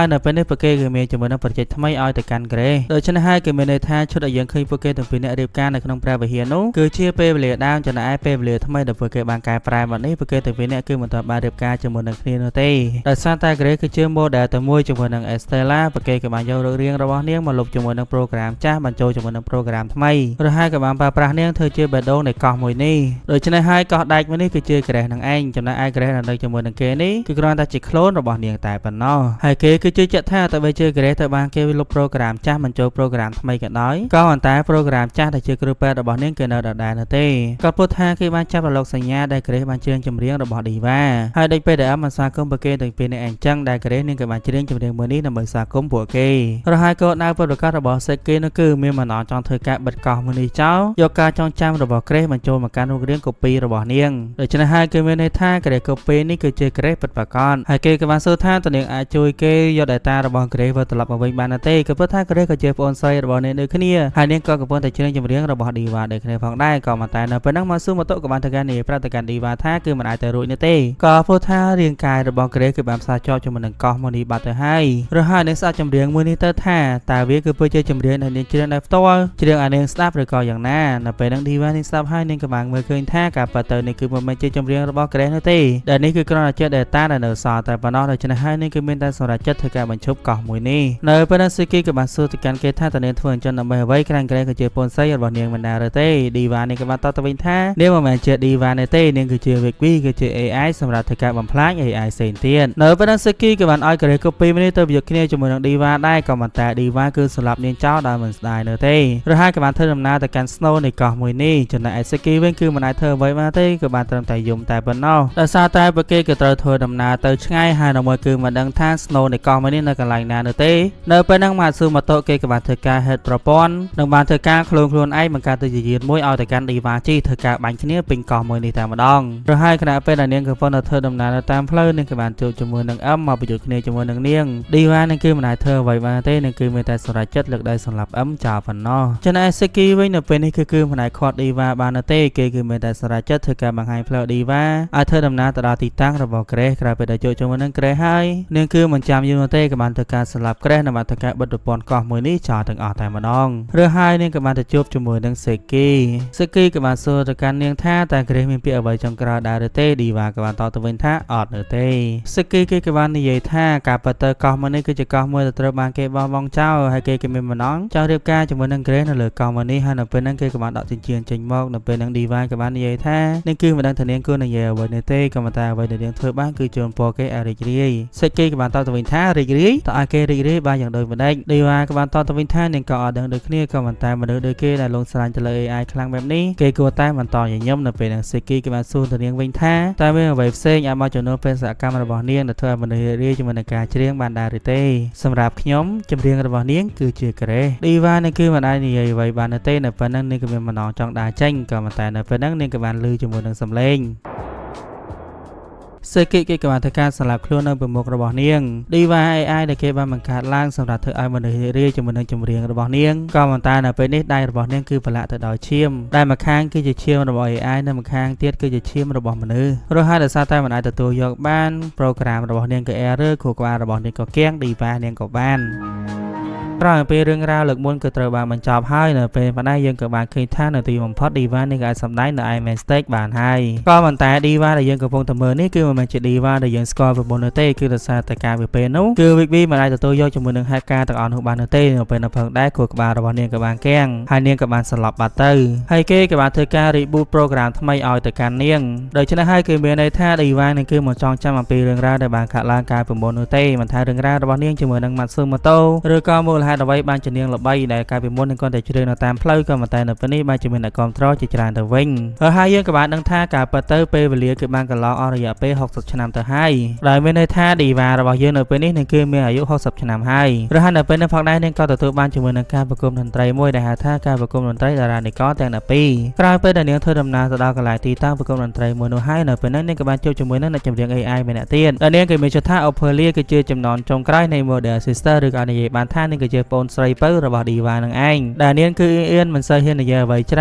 ើនហើយក៏ដូចជាមិនសូវក្លាហានប៉ុន្មាននោះទេរហូតដល់ពេលនោះដែរក៏ដើរមកដល់ពួកគេត្រូវហាត់សមរហូតដល់បងឡាយក៏ដើរវិញរបស់ Ophelia ក្រោយពេលដែលបានស្ដាប់ចម្រៀងរបស់នាងហើយ Diva ក៏បានឃើញថានាងគឺពិតជាច្រៀងព្រោះខ្លាំងយកតែមែនតែម្ដងខកត្រង់ថានាងគឺមិនសូវជឿជាក់ទៅលើខ្លួនឯងប៉ុន្មាននោះទេរហូតដល់ពេលនាងដែរក៏ដើរវិញរបស់ Diva នាងក៏បានប្រាប់ទៅកាន់ Ophelia ថាចាំមើលបងស្រីវិញក៏ប៉ុន្តែនៅពេលនាងឡើងទៅដល់លើឆាកហើយនៅពេលនោះដែរនាងសត្វតែបានឃើញនរណាម្នាក់ដែលមានរូបរាងដូចជា Yugo អញ្ចឹងផងដែរក៏បានធ្វើឲ្យការចងចាំរបស់ Vivi កាលពីមុនបានលេចឡើងនៅក្នុងខួរក្បាលរបស់នាងជាមូលហេតុដែលធ្វើឲ្យនាងមិនសូវផ្ដោតអារម្មណ៍ទៅលើការច្រៀងប៉ុន្មាននោះទេនឹងក្រោយពីការហាត់សមបានបញ្ចប់ហើយនៅពេលនោះផងដែរនាងក៏បានព្យាយាមរត់តាមបរិសម្នាក់នោះរហូតដល់ចូលទៅដល់កន្លែងឃ្លាំងផ្ទុកអីវ៉ាន់មួយក៏ប៉ុន្តែនៅពេលនោះនាងក៏បានឃើញថាមានជាមួយនឹងរ៉ូបតជាច្រើនបានធ្វើការវាយប្រហារទៅលើនាងរហូតនៅពេលនោះផងដែរយើងក៏បានឃើញថា Matsumoto ក៏បានចេញមកជួយនាងបានហៅនាងថាគឺជា Vivi ក៏ប៉ុន្តែក្រោយពេលដែលជួយសង្គ្រោះនាងហើយនៅពេលនោះផងដែរ Diva ក៏បានសួរថាតើគេជាអ្នកណាគេមកទីនេះដើម្បីអ្វីមូលហេតុអ្វីបានជាគេហៅឈ្មោះរបស់នាងថាជា Vivi ទៅវិញនៅពេលហ្នឹង Matsumoto គេក៏មិនបានឆ្លើយសំណួររបស់នាងទេគេក៏មានបំណងចង់រត់ចេញក៏ប៉ុន្តែ Diva នាងក៏បានរត់តាមក៏ប៉ុន្តែនាងបានចរត់ត្រូវ Ophelia ទៅវិញ Diva ក៏បាននាំ Ophelia ទៅសិក្សាសាជាថ្មីនៅពេលនោះដែរនាងក៏បានសួរទៅកាន់ Diva ថាមូលហេតុអ្វីបានជានាងអាចជ្រើសល្បីរហូតមកដល់រាល់ថ្ងៃនេះក៏ប៉ុន្តែនាងបានមើលវីដេអូរបស់ Diva ជាច្រើនលើកជាច្រើនសារណាស់មកហើយគឺនាងពីដំបូងឡើយជ្រើសនៅតាមផ្លូវនោះទេក៏ប៉ុន្តែក្រោយមកទៀតនាងក៏អាចបង្កើតចំណុចភាពល្បីល្បាញរបស់ខ្លួនឯងបាននៅពេលនោះដែរ Diva នាងក៏បានតបទៅវិញថាប្រហែលមកពីនាងច្រៀងជាមួយនឹងស្នាមញញឹមហើយមើលទៅដែល Diva នាងគឺនិយាយបែបនេះក៏ប៉ុន្តែនាងគឺមិនចង់ចាំរឿងរ៉ាវរបស់នាងកាលពីមុននោះទេក៏ប៉ុន្តែនេះគឺជាប្រូក្រាមថ្មីដែលត្រូវបានគេបញ្ចូលមកនៅក្នុងរាងកាយមួយនេះហើយក៏បានសួរទៅកាន់ Ophelia ថាចោះនាងវិញនៅពេលហ្នឹងនាងក៏បានតបទៅវិញថាគឺមកពីនាងស្រឡាញ់ការច្រៀងហើយនាងមកធ្វើដំណើរច្រៀងគ្រប់ទីកន្លែងជាមួយនឹងដៃគូ support AI របស់នាងមួយទៀត Diva ក៏បានសួរថាអញ្ចឹងនាងគឺចង់ចាំមុខមនុស្សគ្រប់គ្នាមិនដែរទេ Ophelia ក៏បានតបទៅវិញថាគឺត្រូវហើយមិនថារឿងរ៉ាវវិធមរហូតដល់ចំណុចតូចប៉ុណ្ណាទេគឺចង់ចាំជានិច្ចក៏ព្រោះថានោះគឺជាការចងចាំដ៏អស្ចារ្យសម្រាប់នាងហើយក្រោយមកការប្រគំតន្ត្រីក៏ត្រូវបានចាប់ផ្ដើមក៏ប៉ុន្តែ Diva នឹងបានជាមិនច្រៀងទេនៅបានជាព្យាយាមសារក Matsumoto ទៅវិញហើយនេះគឺព្យាយាមសារកគេរហូតដល់តែឃើញក៏ព្រោះតែដឹងថា Matsumoto ជាប់ជាលាក់ខ្លួននៅម្ដុំនេះជាមិនខានហើយនៅពេលនោះ Matsumoto គេក៏បានយកព្រមចេញមកជួបនាងហើយ Diva ចង់ជួបគេក៏ព្រោះតែនាងគឺចង់ដឹងថាតើ Matsumoto ស្គាល់នាងមែនទេមូលហេតុអ្វីបានជាគេហៅឈ្មោះរបស់នាងថាជា Vivi ទៅវិញតើគេជាមួយនឹងរាងកាយមួយនេះកាលពីមុនធ្លាប់ស្គាល់គ្នាមែនទេនៅពេលនោះដែរ Matsumoto គេគឺមិនចង់ឆ្លើយទេក៏ប៉ុន្តែ Diva មួយនេះគឺមិនមែនជា Diva ដែលយើងធ្លាប់ស្គាល់ពីមុនឡើយគឺជា Diva ក្បាលខូចនាងគេដឹងថា Matsumoto គេមកទៅនេះគឺដើម្បីការពារនាងដូច្នេះហើយនៅពេលនេះនាងក៏បានធ្វើការលុតសម្លាប់ខ្លួនតែម្ដងបើសិនបើ Matsumoto គឺមិនព្រមប្រាប់នាងទេនៅពេលនោះដែរ Matsumoto ក៏បានព្យាយាមជួយនាងរហូតដល់តែបានសម្រេចនិងបាននិយាយថាកុំលបរឿងរ៉ាវទាំងអស់ហ្នឹងអីគេមកធ្វើការរបស់គេនៅទេគេឲ្យនាងប្រញាប់ទៅជ្រើសវិញទៅក៏ប៉ុន្តែនៅពេលហ្នឹង Diva ក៏បានតទៅវិញថាអត់ចង់មិនមួយខ្ញុំឥឡូវប្រាប់ចម្លើយខ្ញុំបើមិនប្រាច់ខ្ញុំទេខ្ញុំអត់ទៅច្រៀងធ្វើអីខ្ញុំដែល Diva ព្យាយាមសួរ Matsumoto បែបនេះក៏ព្រោះតែនាងគឺចង់ដឹងអំពីរឿងរ៉ាវរាងកាយមួយនេះកាលពីមុនថាពួកគេធ្លាប់ធ្វើអ្វីខ្លះក៏ព្រោះតែនាងគ្មានការចងចាំកាលពីមុនទេហើយនាងក៏មានបំណងចង់បំពេញតួនាទីឲ្យទៅកាន់រូបរាងដើមមួយនេះដោយសារតែបែបនេះហើយទៅ Matsumoto គេក៏បានយល់ព្រមប្រាប់រឿងរ៉ាវទៅកាន់នាងថាពួកគេទៅពីរនាក់ធ្លាប់ជាដៃគូជាមួយនឹងគ្នាធ្លាប់ធ្វើរឿងអ្វីខ្លះធ្លាប់មានជាមួយនឹងបេសកកម្មអ្វីខ្លះនឹងបាននិយាយថាក្រោយពេលដែល Vivi មិនអាចទទួលយកជាមួយនឹងហេតុការណ៍ទាំងអស់នោះបាននៅពេលនោះប៉ុណ្ណេះខួរក្បាលរបស់នាងក៏ត្រូវបានគាំងដូច្នេះហើយតែគេបានសម្រេចចិត្តយករាងកាយរបស់ Vivi ទៅ reboot បុក program ថ្មីហើយគេគឺមិនចង់ឲ្យ Diva មួយនេះពាក់ព័ន្ធជាមួយនឹងបេសកកម្មទាំងអស់នេះទៀតនោះទេ ក៏ព្រោះតែគេគឺមិនចង់ឲ្យនាងកៀងខួរក្បាលម្ដងទៀតហើយគេក៏ចង់សួរទៅកាន់ឌីវ៉ាថាតើបរិសម្នាក់ដែលនាងតាមដាននោះគឺជាអ្នកណាក៏ប៉ុន្តែឌីវ៉ាគឺមិនព្រមប្រាប់គេនោះទេតតែម៉ាស៊ូម៉ូតូនឹងយល់ព្រមប្រាប់អំពីរឿងរ៉ាវដែលគេត្រូវធ្វើក៏ដូចជាបេសកកម្មរបស់គេដោយសារតែមិនអាចធ្វើអ្វីបាននៅពេលនោះប៉ុន្តែម៉ាស៊ូម៉ូតូក៏បាននិយាយថាបេសកកម្មរបស់គេជាមួយនឹង BB នោះគឺត្រូវការពីផែនដីមួយនេះរើសហើយហេតុការណ៍ដែលកើតឡើងនៅក្នុងកម្មវិធីមួយនេះនោះគឺធ្វើយ៉ាងណាការពារកុំឲ្យអូផេលីសម្លាប់ខ្លួនដែលនៅក្នុង timeline ដំបូង timeline original តែម្ដងនោះអូផេលីនឹងក៏បានលោតសម្លាប់ខ្លួនក្រោយពីការប្រគំតន្ត្រីត្រូវបានបញ្ចប់រហ័យនេះគឺជាចលឹកដំបូងនិងចលឹកទី1ដូចគ្នាដែលយើងបានឃើញថា AI ពួកគេក៏ចេះការជាមួយនឹងជំងឺបាក់ទឹកចិត្តឆេះខូចចិត្តហើយពួកគេក៏ចេះសម្លាប់ខ្លួនផងដែរជាមូលហេតុដែលធ្វើឲ្យរឿងរ៉ាវទាំងនេះកើតឡើងជាបន្តបន្ទាប់យើងបានឃើញជាមួយនឹង AI ជាច្រើនត្រូវបានសម្លាប់ខ្លួនរហ័យក៏បានបង្កទៅជាសង្គ្រាមរវាងមនុស្សជាមួយនឹង AI ក៏ប៉ុន្តែ Diva ហាក់ដូចជាមិនសូវជឿជាមួយនឹងអ្វីដែល Matsumoto បាននិយាយនេះទេហើយនាងក៏បានមើលឃើញថានាងហាក់ដូចជាមិនចង់សម្លាប់ខ្លួនអីនោះទេហើយទោះបីជា Matsumoto បានប្រាប់ឲ្យនាងព្យាយាមធ្វើយ៉ាងណាទៅខាត់អូផាលីកុំឲ្យនាងឡើងទៅខាងលើក៏ដោយក៏ប៉ុន្តែ Diva គឺមិនព្រមស្ដាប់នោះទេបើជានាងគិតថានាងគឺជាបងស្រីរបស់អូផាលីនឹងគួរតែព្យាយាមទៅនិយាយលើកទឹកចិត្តឲ្យទៅកាន់អូផាលីដើម្បីកុំឲ្យនាងសម្លាប់ខ្លួនទៅវិញតែបានសួរថាអូផាលីថ្ងៃនេះមានអារម្មណ៍មិនដែរខូចចិត្តអីអត់ហើយមានរឿងអីចង់ឲ្យនាងសម្លាប់ខ្លួនដែរទេ Matsumoto ក៏បានស្រែកថាយីខ្វះអីសួរមែនសួរសំណួរអញ្ចឹងចំណែកអូផាលីវិញក៏បានឆ្ងល់ដូចគ្នាឯមិនបានជានាងសួរសំណួរឡប់ៗចឹងមកកាន់នាងDivaក៏ថាងសួរលេងហ្នឹងហើយនៅពេលហ្នឹងនាងក៏បានឃើញថាអូផាលីកំពុងតែមើលវីដេអូរបស់នាងកាលពីមុនគឺនៅពេលដែល Diva នៅជ្រៀងនៅតាមផ្លូវនៅឡើយនោះទេហើយនៅពេលនោះប៉ុន្តែអូផាលីក៏បាននាំ Diva ទៅមើលជាមួយនឹង manager ចាស់របស់នាងដែលនោះគឺជា AI ភ្លេងមួយដែលមានឈ្មោះថា Antonio គឺជាដៃគូ support AI របស់នាងនឹងឯងតែបានធ្វើដំណើរជាមួយនឹងនាងជ្រៀងគ្រប់ទីកន្លែងមិនថាទៅដល់ទីកន្លែងណានោះទេហើយគឺជា AI តែម្នាក់ដែលបានជួយគ្រប់គ្រងសំឡេងរបស់នាងតាំងតែពីដើមមកក៏ប៉ុន្តែមិនដឹងថាមូលហេតុអ្វីទេប្រហែលឆ្នាំមុន Antonio បានជារលត់គ្រឿងដោយមិនដឹងខ្លួនដូច្នេះហើយនឹងគឺចង់ធ្វើជាអ្នកចម្រៀងដ៏ល្អម្នាក់ឲ្យស័ក្តិសមជាមួយនឹងអ្វីដែល Antonio ចង់បានរហ័យនៅពេលហ្នឹង Diva នេះក៏បានយកជាមួយនឹងការមួយពាក់ទៅលើក្បាលរបស់ Ophelia និងបាននិយាយថានឹងគួរតែមានកម្លាំងចិត្តក៏ព្រោះថា Antonio គេគឺតែនៅក្បែរនាងជានិច្ចរហ័យការប្រគំតន្ត្រីហ្នឹងក៏ត្រូវបានចាប់ផ្ដើម Diva នាងគឺមិនចាប់អារម្មណ៍អ្វីដែល Matsumoto និយាយទេនាងគឺបែរជាកំពុងតែរីកជាមួយនឹងការច្រៀងដ៏អស្ចារ្យរបស់ Ophelia ទៅវិញរហ័យនៅពេលហ្នឹងនាងក៏បានធ្វើការបង្ហាញមុខបរិះអាកំបាំងដែលនាងកំពុងតែតាមដាននោះដែលនេះគឺជា Yugo នឹងឯងធ្វើឲ្យ Matsumoto គឺភ្ញាក់ផ្អើលខ្លាំងយកតែមែនតែម្ដងថាមូលហេតុអ្វីបានជា Yugo គឺនៅតែមានជីវិតរស់នៅរហូតមកដល់សប្តាហ៍ថ្ងៃនេះ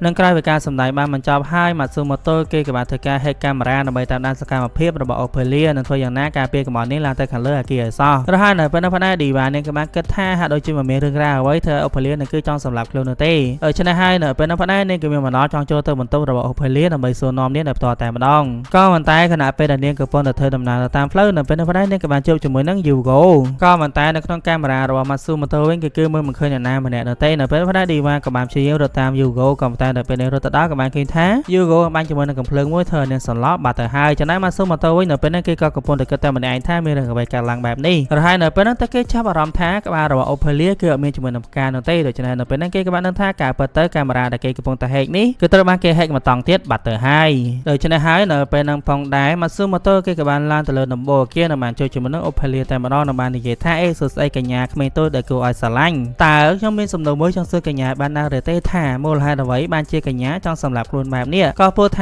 ាទូនាទីរបស់ខ្ញុំបេសកកម្មរបស់ខ្ញុំនៅក្នុងថ្ងៃនេះគឺខ្ញុំមកទៅនេះគឺដើម្បីការពារកុំឲ្យកញ្ញាលោតសម្លាប់ខ្លួនក៏ប៉ុន្តែនៅពេលហ្នឹងយើងក៏បានឃើញថានេះគឺមិនមែនជា Ophelia នោះទេដែលនាងក៏បានកែប្រែខ្លួនទៅជាម្នាក់ទៀតបាត់ទៅហើយដែលម្នាក់នោះគឺជា Antonio សើរឿងក៏បានកាត់ទៅដល់ប្រវត្តិរបស់ Yugo បន្តិចដូចគ្នាផងដែរដែលនៅពេលហ្នឹងយើងក៏បានឃើញថា Yugo គឺកំពុងតែរៀនផ្ចាណូជាមួយនឹងគ្រូរបស់គេដែលជាមនុស្សយន្ត AI ក៏ប៉ុន្តែថ្ងៃមួយគេក៏ទទួលជាមួយនឹងគ្រោះថ្នាក់ចរាចរណ៍ក៏ប៉ុន្តែគ្រូរបស់គេក្រោយពេលដែលជួយ Yugo បានហើយក៏បានទៅជួយអ្នកដទៃទៀតនិងបាននិយាយថាទូនាទីរបស់គាត់គឺឲ្យអ្នកដទៃរីករាយជាមួយនឹងសលេងផ្ចាណូរបស់ខ្លួនឬហើយនៅពេលហ្នឹងឡានក៏បានផ្ទុះគ្រូរបស់គេក៏ត្រូវបានស្លាប់បាត់ទៅឬហើយនៅពេលនេះ Diva នឹងក៏បានដឹងខ្លួន Yugo គេក៏បាននិយាយថាសួស្ដី VV យើងខានជួបគ្នាយូរណាស់មកហើយ Diva ក៏បានតទៅវិញថានឹងគឺមិនមែនជា VV នោះទេនឹងគឺជា Diva Yugo ក៏បាននិយាយថាយើងគឺដឹងថា VV កំពុងតែនៅក្នុងនោះក៏ព្រោះតែនាងគឺនៅក្នុង sleep mode នោះទេនាងគឺមិនតបាត់ទៅណាឡើយហើយគេគឺរងចាំ VV អស់រយៈពេល40ឆ្នាំមកហើយដែលគេគឺសង្ឃឹមថា VV នឹងអាចផ្ដល់ចម្លើយមួយឲ្យមកកាន់គេបាន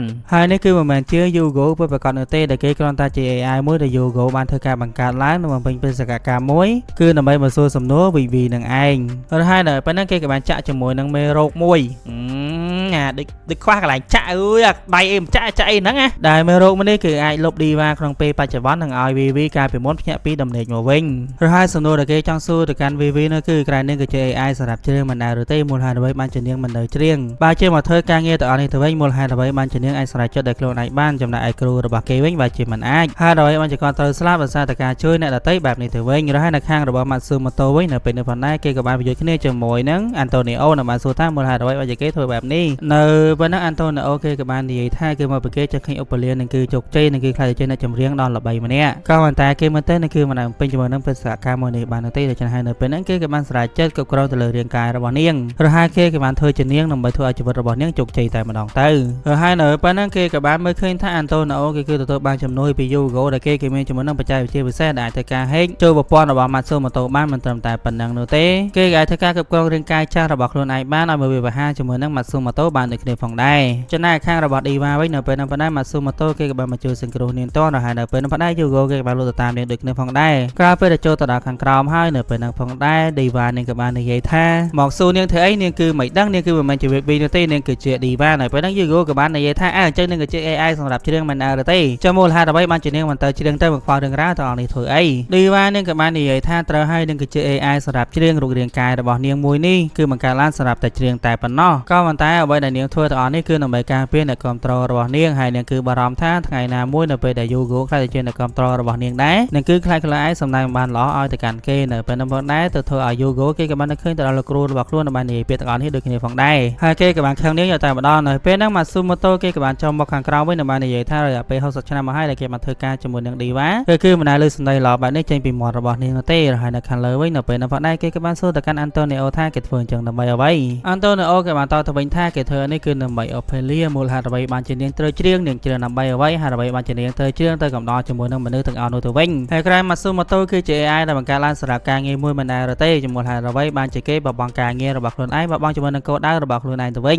នៅប៉ុណ្ណឹង Matsumoto គេក៏បាននិយាយថាត្រូវហើយការបើទៅពីដំបូងឡើយនៅពេលដែលគេធ្វើការជាមួយនឹង VB ហ្នឹងគឺគេមិនសូវសប្បាយចិត្តប្រហែលទេក៏ព្រោះតែគេមើលទៅ VB មកប្រងស្ដាប់ខ្លួនហើយគេគឺសើចង់ធ្វើដោយ Antonio ម្ដងបាត់ទៅហើយក៏ប៉ុន្តែការរបស់បញ្ឈប់ Ophelia សម្រាប់ខ្លួននេះគឺមិនមែនជាកិច្ចការរបស់គេនោះទេក៏ប៉ុន្តែវាគឺជាការងាររបស់គេជាមួយនឹងដៃគូរបស់ខ្លួនរហ័សនៅពេលហ្នឹង Matsumoto ក៏អាចធ្វើការបំបែកការគ្រប់គ្រងរបស់ Antonio បានហើយក៏អាចវាយឈ្នះទៅលើ Antonio ក៏ប៉ុន្តែ Antonio គេគឺនៅតែខឹងនៅពេលហ្នឹងក៏បានធ្វើការបញ្ជារាងកាយរបស់គេមកទៀតមកវាប្រហារ Matsumoto ដែរក៏ប៉ុន្តែនៅពេលហ្នឹង Matsumoto គេក៏មានជាមួយនឹងអាកាសធ្វើការចាក់មេរោគមួយចូលទៅក្នុងខ្លួន Antonio តែម្ដងនៅខាងរបស់ Diva វិញនាងជាមួយនឹង Yugo ក៏បានវាយគ្នាពេលហ្នឹងតែម្ដងគឺដោយសារតែរាងកាយរបស់នាងគឺនៅសល់ program របស់ VB កាលពីមុនដូច្នេះគឺមានន័យថានាងគឺនៅសល់ក្បាច់គុណដដែលនោះទេហើយគេក៏នៅតែបន្តព្យាយាមសួរទៅកាន់ Diva ថា VB អើយនាងគឺឆាប់ចេញភ្លាមមកក៏ព្រោះតែគេចង់នឹងចម្លើយអំពីនាងថាប្រសិនបើ AI មួយបង្កើតមកសម្រាប់តែការងារមួយមូលហេតុអ្វីបានជាគ្រូរបស់គេត្រូវស្លាប់ដោយសារតែជួយអ្នកដទៃទៅវិ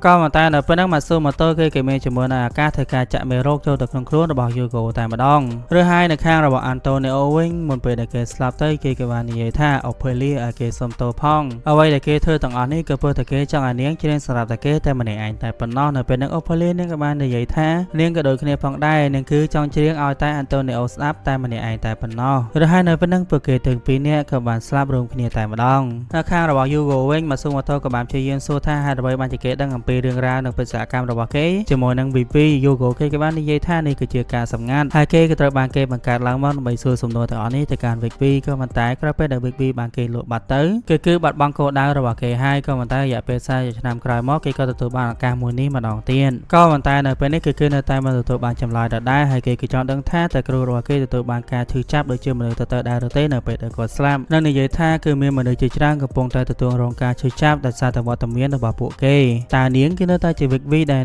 រឬទេ Diva ក៏បានកាន់ដៃរបស់គេរហ័សនៅពេលហ្នឹងគេក៏បានស្លាប់បាត់ទៅរហ័សនាងក៏បានសួរទៅកាន់ Matsumoto ថាខាងរបស់ Ophelia យ៉ាងណាហើយ Matsumoto ក៏បាននិយាយថា Ophelia ជាមួយនឹង Antonio ពួកគេទាំងពីរនាក់គឺស្លាប់រួមគ្នារហ័សនៅពេលហ្នឹងនាងក៏បានឃើញថា program ដែល Yugo បញ្ជាក់ទៅលើខ្លួនរបស់នាងនៅពេលនេះគឺជាគ្រប់ហើយក៏ប៉ុន្តែនាងគឺមិនព្រមឲ្យ Matsumoto ជួយនៅទេក៏ព្រោះថានេះគឺជាការសម្ដែងចុងក្រោយរបស់នាងមុនពេលដែលនាងបកគោរាងកាយមួយនេះឲ្យទៅកាន់ម្ចាស់ដើមវិញដែលនេះគឺជា VV ដែលបានប្រាប់ថាសូមឲ្យ VV ជួយមើលរាងកាយមួយនេះចំនួននាងផង Matsumoto ក៏បាននិយាយថាពួកគេទាំងពីរនាក់គឺមិនទាន់ទទួលបានចម្លើយអ្វីឲ្យគ្នានោះទេក៏ប៉ុន្តែ Diva ក៏បាននិយាយថាចម្រៀងរបស់នាងគឺជាចម្លើយ Diva នាងក៏បានឡើងទៅសម្ដែងជាលើកចុងក្រោយដែលនាងកំពុងតែច្រៀងបណ្ដាហើយនាងក៏បានធ្វើការនិយាយគ្នាជាមួយនឹង VB B មិនដែរដែលការពិតទៅនឹងគឺប៉ុន្តែនៅទីនេះដដែលនោះទេហើយនាងក៏បានធ្វើការនិយាយប្រាប់ទៅកាន់ VB ថាទៅបើជា Matsumoto និយាយច្រើនតែប៉ែក៏ពិតមែនក៏ដោយក៏តែគេគឺជាដៃគូរបស់នាងដូច្នេះហើយនាងគួរតែព្យាយាមចោទសម្រងជាមួយនឹងគេហើយក៏បាននិយាយថានាងគឺមិនដឹងថាកាលពីមុន VB នឹងគឺធ្លាប់ជួបរឿងអ្វីខ្លះនោះទេក៏មិនដឹងថាតើនាងឆ្លងកាត់ហើយក៏មិនដឹងថាតើនាងឆ្ល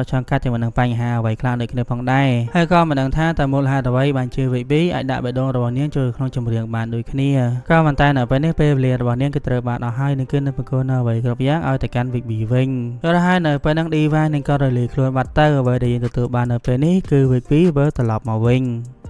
ប្រាសាទរឿងនៅក្នុងវគ្គនេះគឺរយៈពេល5ឆ្នាំទៅហើយក្រោយពីការសម្ដែងចុងក្រោយរបស់ Diva នៅពេលនេះដែរ VB នេះក៏បានសម្រេចចិត្តជប់ច្រៀងហើយក៏បានចូលនៅវត្តដោយសារតែភាពល្បីល្បាញរបស់នាងនៅពេលនោះផងដែរក្រុមហ៊ុនក៏បានសម្រេចចិត្តបរិច្ចាគនាងឲ្យមកកាន់សារមន្ទីរហើយមនុស្សមើលឃើញថានាងគឺជា AI ចម្រៀងដំបូងគេក៏ប៉ុន្តែនៅពេលនោះសត្វមានក្មេងម្នាក់ហើយជាចាប់អារម្មណ៍ទៅលើនាងខ្លាំងណាស់ក្រោយពេលដែលឃើញក្មេងទៅនោះចាច់ចេញទៅបាត់ទៅនៅពេលនោះដែរ Matsumoto ក៏បានមកមើលនាងតែម្ដង VB នេះក៏ពិតជាសប្បាយចិត្តខ្លាំងណាស់ដែលបានគិតថានៅពេលនេះបេសកកម្មរបស់នាងគឺត្រូវបានបញ្ចប់ហើយនឹងគេគ្មានអ្វីធ្វើទៀតនោះទេនឹងគឺតែរងចាំ Matsumoto ជានិច្ចនឹងគិតថាប្រហែលជាគេមានជាមួយនឹងបេសកកម្មថ្មីឲ្យទៅកាន់នាងក៏ប៉ុន្តែ Matsumoto ក៏បាននិយាយថាអត់មានទៀតនោះទេក៏ព្រោះថាបេសកកម្មចុងក្រោយរបស់ពួកគេហ្នឹងគឺការពារ Ophelia នឹងឯងរហ័យដោយសារតែ Ophelia ស្លាប់ខ្លួន2នាក់ជាមួយនឹង Antonio បែបនេះក៏បានធ្វើឲ្យមនុស្សគិតផ្សេងទៅលើ AI រហ័យ Matsumoto គេក៏បានដឹងដូចគ្នាផងដែរថាមូលហេតុដែល VB ចូលនៅវត្តភ្លាមៗបែបនេះដោយមិនមានសម្បីតែ concert លើកចុងក្រោយគឺដោយសារតែ VB នឹងគឺមិនអាចច្រៀងបានដូចមុនទៀតនោះទេក៏ព្រោះថាក្រោយពេលដែល Diva ចាក់ចេញទៅ VB នឹងគឺមិនអាចសារហេតុផលនៅក្នុងការច្រៀងបន្តទៀតបាននោះទេហើយនាងក៏មិនដឹងថាគោលដៅបេះដូងរបស់នាងចូលក្នុងចម្រៀងបែបណាដូចគ្នាផងដែរ Diva ក៏បានសួរទៅកាន់គេថាអញ្ចឹងតើគេមកទៅនេះដើម្បីអ្វី Matsumoto ក៏បានតបទៅវិញថាគេគ្រាន់តែមកសួរសុខទុក្ខនាងតែប៉ុណ្ណោះហើយហើយក៏បាននិយាយថាតើនាងចង់ចាំដែរឬទេថ្ងៃនេះកាលពី60ឆ្នាំមុនគឺជាថ្ងៃដែលពួកគេទាំងពីរនាក់បានជួបគ្នាជាលើកដំបូងហើយហើយនៅពេលហ្នឹងគេក៏បានចាក់ចែងទៅបាត់ទៅដោយសារតែពេលនេះគឺគ្មានអ្វីធ្វើនោះទេ VB នឹងគឺមានតែបន្តជីវិតរបស់នាងនៅក្នុងសារមន្ទីរតែប៉ុណ្ណោះក៏មិនតែថ្ងៃមួយគ្មានប្រុសមនុស្សក៏បានមកជួបនាងម្ដងទៀតហើយហើយគេក៏បាននិយាយថាគេគឺជា fan របស់នាងក៏ប៉ុន្តែគេគឺពិតជាខឹងខ្លាំងយកតែមែនតែម្ដងដោយសារតែមិត្តភក្តិរបស់គេបែរជាមិនស្គាល់នាងទៅវិញហើយហើយឃើញប្រុសម្នាក់គេមានឈ្មោះថា Osamu Matsumoto នៅពេលនោះផងដែរ VB ក៏បានធ្វើការនិយាយប្រាប់ទៅកាន់គេថាការពិតទៅនាងគឺមិនអាចច្រៀងបន្តទៀតបាននោះទេក៏ប៉ុន្តែដោយសារតែ Osamu គឺចង់ស្ដាប់នាងច្រៀងនោះនៅពេលនោះផងដែរ VB នឹងក៏បានសុំឲ្យគេជួយនាងតែម្ដងគឺឲ្យគេជួយនាងដើម្បីឲ្យនាងអាចច្រៀងបានម្ដងទៀតហើយហើយនៅពេលនោះ Matsu គេក៏បានយល់ព្រមក្រោយពេលដែល Matsumoto គេក៏បានចាក់ចេញទៅនៅពេលនោះផងដែរ VB នឹងក៏បានចូលក្នុងប្រព័ន្ធរបស់នាងនិងបានសួរទៅកាន់ Navi ថាតើអ្នកនឹងដែរឬទេថានៅលើโลกនេះមានបទចម្រៀងណាមួយដែល AI សរសេរដល់ផ្ទាល់នោះ Navi ក៏បាននិយាយថាគឺអត់មាននោះទេបទចម្រៀងរបស់ AI ទាំងអស់ភាគច្រើនគឺនិពន្ធទៅដោយមនុស្សមិនថាបទ cover ឬក៏បទ original នោះទេភាគច្រើនគឺមនុស្សយន្តស័យឲ្យ AI ច្រៀងដូច្នេះហើយនៅពេលហ្នឹង VB នឹងក៏បានសម្រេចចិត្តធ្វើការសរសេរចម្រៀងដោយខ្លួនឯងតែម្ដងក៏ប៉ុន្តែនោះគឺចំណាយរយៈពេលយូរខ្លាំងតែមែនទែននៅគឺតាំងតែពី Osamu នៅក្មេងគេធំឡើងចូលរៀនចប់រហូតដល់ចូលធ្វើការក៏ដូចជាមានប្រពន្ធហើយនឹងមានកូនទៀតក៏ប៉ុន្តែនឹងគឺនៅតែមិនអាចសរសេរបទចម្រៀងមនុស្សចាប់បានក៏ប៉ុន្តែថ្ងៃមួយនៅពេលដែល Osamu យកកូនរបស់គេឲ្យមកកាន់ VB មើលនោះនៅពេលដែលក្មេងម្នាក់នោះធ្វើការកាន់ដៃរបស់នាងក៏បានធ្វើឲ្យ VB នៅឃើញជាមួយនឹងអ្វីមួយយ៉ាងនោះគឺថាមពលនៃក្តីស្រឡាញ់ក៏បានធ្វើឲ្យ VB នឹងក៏នៅឃើញជាមួយនឹងគំនិតក្នុងការសរសេរបទចម្រៀងរបស់នាងរហ័យដល់ទីបំផុត VB នឹងក៏បានសរសេរបទចម្រៀងមួយនោះបានសម្រេចហើយនាងក៏បានសរសេរអំពីរឿងរ៉ាវរបស់នាងឆ្លងកាត់អស់រយៈពេល100ឆ្នាំមកនេះក្រោយពេលនាងសរសេរចម្រៀងមួយនេះចប់ហើយ Matsumoto ក៏បានមើលនាងតែម្ដងនិងបានសួរថាមូលហេតុអ្វីបានជានាងសរសេរចម្រៀងមួយបទនេះ VB ក៏បាននិយាយថានោះគឺក្រោយពេលដែល Osamu បានយកកូនរបស់គេមកឲ្យនាងមើលក្រោយពេលដែលក្មេងមនុស្សកាន់ដៃរបស់នាងហើយនាងមានអារម្មណ៍ថាពិតជាទន់ភ្លន់និងកក់ក្ដៅខ្លាំងណាស់ដូច្នេះហើយនៅពេលហ្នឹងនាងក៏បានសម្រេចចិត្តសរសេរចម្រៀងមួយនេះតែម្ដងក្រោយពេលដែលនាងសរសេរចប់ហើយ VB ក៏បាននិយាយថានៅពេលនេះនឹងគឺហត់ខ្លាំងណាស់និងសុំគេងមួយផ្លែសិននិងបានប្រាប់ទៅកាន់ Matsumoto ថាចាំពេលដែលនាងភ្ញាក់ពីគេងវិញចាំពួកគេទាំងពីរនាក់ជួបគ្នានិងក្រោយពេលដែលនាងគេងលុបបាត់ទៅ Matsumoto ក៏បាននិយាយថាចាំជួបគ្នានៅថ្ងៃអនាគតចាំជួបគ្នានៅថ្ងៃដែលពិភពលោកមួយនេះគ្មានសង្គ្រាមមនុស្សជាមួយនឹង AI ក៏ប៉ុន្តែអ្វីគ្រប់យ៉ាងនៅពួកគេទាំងពីរនាក់គឺខុសបាត់ទៅហើយក៏ព្រោះថារយៈពេល100ឆ្នាំក៏ត្រូវបានមកដល់នៅពេលដល់ម៉ោងកំណត់ហើយនៅពេលហ្នឹងក៏បានឃើញថា AI ទាំងនោះហាក់ដូចជាត្រូវបានអ្នកណាគ្រប់គ្រងនោះទេពួកគេក៏បានផ្លាស់ប្ដូរចរិតភ្លាមៗនិងបានធ្វើការសម្លាប់ទៅលើមនុស្សទាំងអស់គ្នាតែម្ដង VB នឹងក៏បានភ្ញាក់ពីដំណេកវិញនិងបានសួរទៅកាន់ Matsumoto ថាតើមានរឿង រឿងអ្វីកាលឡើងមកសុំទៅក៏បានតទៅវិញថាអត់ដឹងដូចគ្នាក៏ព្រោះតែគេបានគេលក់អស់រយៈពេល15ឆ្នាំមកហើយចំណែកខាងរបស់អូសាមូវិញក៏ដូចជាពេលវេលាដើមអញ្ចឹងនោះគឺគេបានធ្វើដំណើរទៅកាន់ម៉ូតូពិសោធន៍របស់ខ្លួននិងបានព្យាយាមធ្វើការបញ្ជូនមកសុំម៉ូតូឲ្យទៅកាន់អតីតកាលហើយនៅពេលហ្នឹងក៏បានឃើញថាមានជាមួយនឹង AI ផ្សេងទៀតបានចូលមកសម្រាប់គេក៏ប៉ុន្តែនៅពេលនេះគឺខុសពីលើកមុនក៏ព្រោះថានៅពេលនេះគឺមានជាមួយនឹង Big B បានបញ្ជូនសង្គ្រោះជីវិតរបស់គេទៅ Big B បានដឹងថាការប៉ះទៅមនុស្សដែលបានបញ្ជូនមកសុំម៉ូតូទៅកាន់ពេលវេលា100ឆ្នាំមុននោះគឺជាអូសាមូនឹងឯងក្រោយពីដឹងថានេះគឺជាពេលវេលាថ្មីដែលបានបង្កើតដើម្បីជំនួសជាមួយនឹងពេលវេលាចាស់នឹងដឹងថាផែនការរបស់គេនេះគឺត្រូវបានបរាជ័យនៅពេលនេះអូសាមូគេក៏បានធ្វើការនិយាយសុំទោសទៅកាន់ Big B តែម្ដងដែលបាននិយាយថាគេសុំទោសផងក៏ព្រោះតែនាងគឺជា AI សម្រាប់ច្រៀងទេក៏ប៉ុន្តែបែរជាត្រូវឲ្យនាងប្រឈមមុខជាមួយនឹងបញ្ហាទាំងអស់នេះអស់រយៈពេល100ឆ្នាំក៏ប៉ុន្តែ Big B នេះគឺមិនខឹងអ្វីនេះទេសំខាន់គឺឲ្យតែគេនៅរស់ទៅបានហើយនៅបានសួរថាតើនៅពេលនេះគឺចង់ធ្វើអ្វីនៅពេលហ្នឹងប៉ុន្តែអូសាមូគេក៏បាននិយាយថានៅពេលនេះគឺសុំទៅជួបជាមួយនឹងដៃគូរបស់គេសិនដែលនោះគឺជាក្រុមថោកនៅពេលនេះគឺដឹកនាំទៅដោយចៅស្រីរបស់ Hugo ដែលនាងគឺមានឈ្មោះថាយួយរហ័សរឿងមួយដែលមិនគួរឲ្យជឿនៅគេ Elizabeth បានទៅនៅរស់ទៅវិញ Hugo ក៏បានប្រតិកម្មយួយថាផែនការដែលបញ្ជូន AI ទៅកាន់100ឆ្នាំមុននោះគឺត្រូវបានបរាជ័យបាត់ទៅហើយរហ័សពេលវេលាដែលពួកគេកំពុងទៅនៅនេះគឺជាពេលវេលាថ្មីដែលត្រូវបានបង្កើតឡើងនៅពេលនេះប៉ុន្តែអ្នកផ្សេងទៀតក៏បាននិយាយថាឃើញអត់អញថាហើយ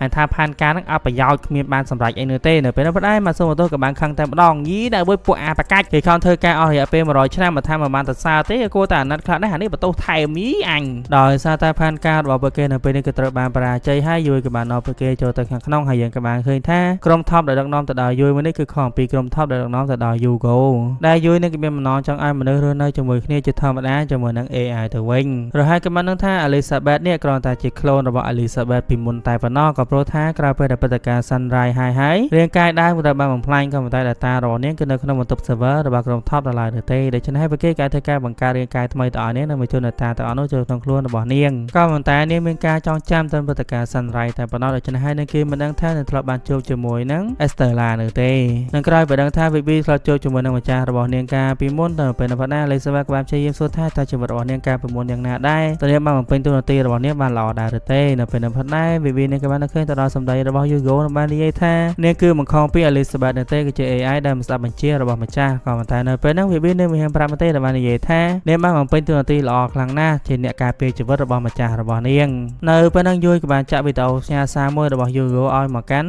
Elizabeth ដូចគ្នាប៉ុន្តែដែលបាននិយាយថាទោះបីជានៅថ្ងៃនេះគឺទទួលបានចម្លើយឬមួយក៏អត់ក៏ដោយក៏ប៉ុន្តែគេគឺសង្ឃឹមថានៅពេលដែល Elizabeth ទទួលបានជាមួយនឹងរាងកាយថ្មីនាងគឺត្រូវតែនៅរស់បន្តនឹងជួយការពារមនុស្សគ្រប់គ្នាហើយនៅពេលនោះយើងក៏បានឃើញថាវីដេអូមួយនេះគឺថតចំថ្ងៃដែល Vivi បានចូលជាមួយនឹង Ophelia ជាលើកដំបូងរហ័សមូលហេតុដែលយួយធ្វើការដឹកនាំក្រុមថប់ឲ្យមកធ្វើការជាមួយនឹង AI បែបនេះគឺដោយសារតែ Hugo ដែលជាយតារបស់នាងក៏អាចកែប្រែការស្អប់ទៅលើ AI និងឲ្យ AI ធ្វើការជាមួយនឹងមនុស្សបានដូច្នេះហើយនឹងគឺជឿជាក់ថានឹងអាចកែប្រែដោយជាយតារបស់នាងអញ្ចឹងរហ័សនៅពេលនោះមកស៊ូម៉ូតូគេក៏បានឆ្ងល់ថាអូសាមូគេក៏បានព្យាយាមសិក្សាតែម្នាក់ឯងរយៈពេលជាយូរណាស់មកហើយអំពីព្រឹត្តិការណ៍សំខាន់ៗដែលបង្កសង្គ្រាមរបស់មនុស្សជាមួយនឹង AI បានរហ័សពួកគេខំកែប្រែជាមួយនឹងព្រឹត្តិការណ៍សំខាន់ៗទាំងអស់នោះបាត់ទៅហើយចំមូលហេតុអ្វីបានជាសង្គ្រាម AI នៅតែកើតឡើងបានរហ័សនៅពេលនោះពួកគេក៏បានឆ្ងល់ដូចគ្នាផងដែរថាមូលហេតុអ្វីបានជាវិធីជាមួយនឹង Elizabeth ពួកគេក៏នៅតែអាចគ្រប់គ្រងខ្លួនឯងបានធម្មតាអញ្ចឹងនៅពេលនោះទើបយួយបានប្រាប់ថាការប៉ទៅក្រោយពេលដែលនាងបង្កើតរាងកាយថ្មីឲ្យមកកាន់ Elizabeth ហើយនាងគឺអត់បាន update software update version ឲ្យទៅកាន់ Elizabeth នោះទេដូចនេះហើយគឺមានន័យថា Elizabeth នឹងគឺជា AI version ចាស់នៅឡើយនោះទេនៅពេលនោះពួកគេក៏បានចាប់អារម្មណ៍ថាមិនថា Vivi មិនថាជាមួយនឹង AI ផ្សេងទៀតនោះទេដែលពួកគេគឺបន្ត update ចូលទៅក្នុង server ថ្មីនៅប្រើ version ចាស់នោះគឺនៅឯគ្រប់គ្រងខ្លួនឯងបានជាធម្មតាដូច្នេះហើយនៅពេលនោះពួកគេក៏បានដឹងថាបញ្ហាដែលកើតឡើងនោះគឺនៅលើអគារដែលពួកគេមិនបានកែប្រែនៅក្នុង timeline ថ្មី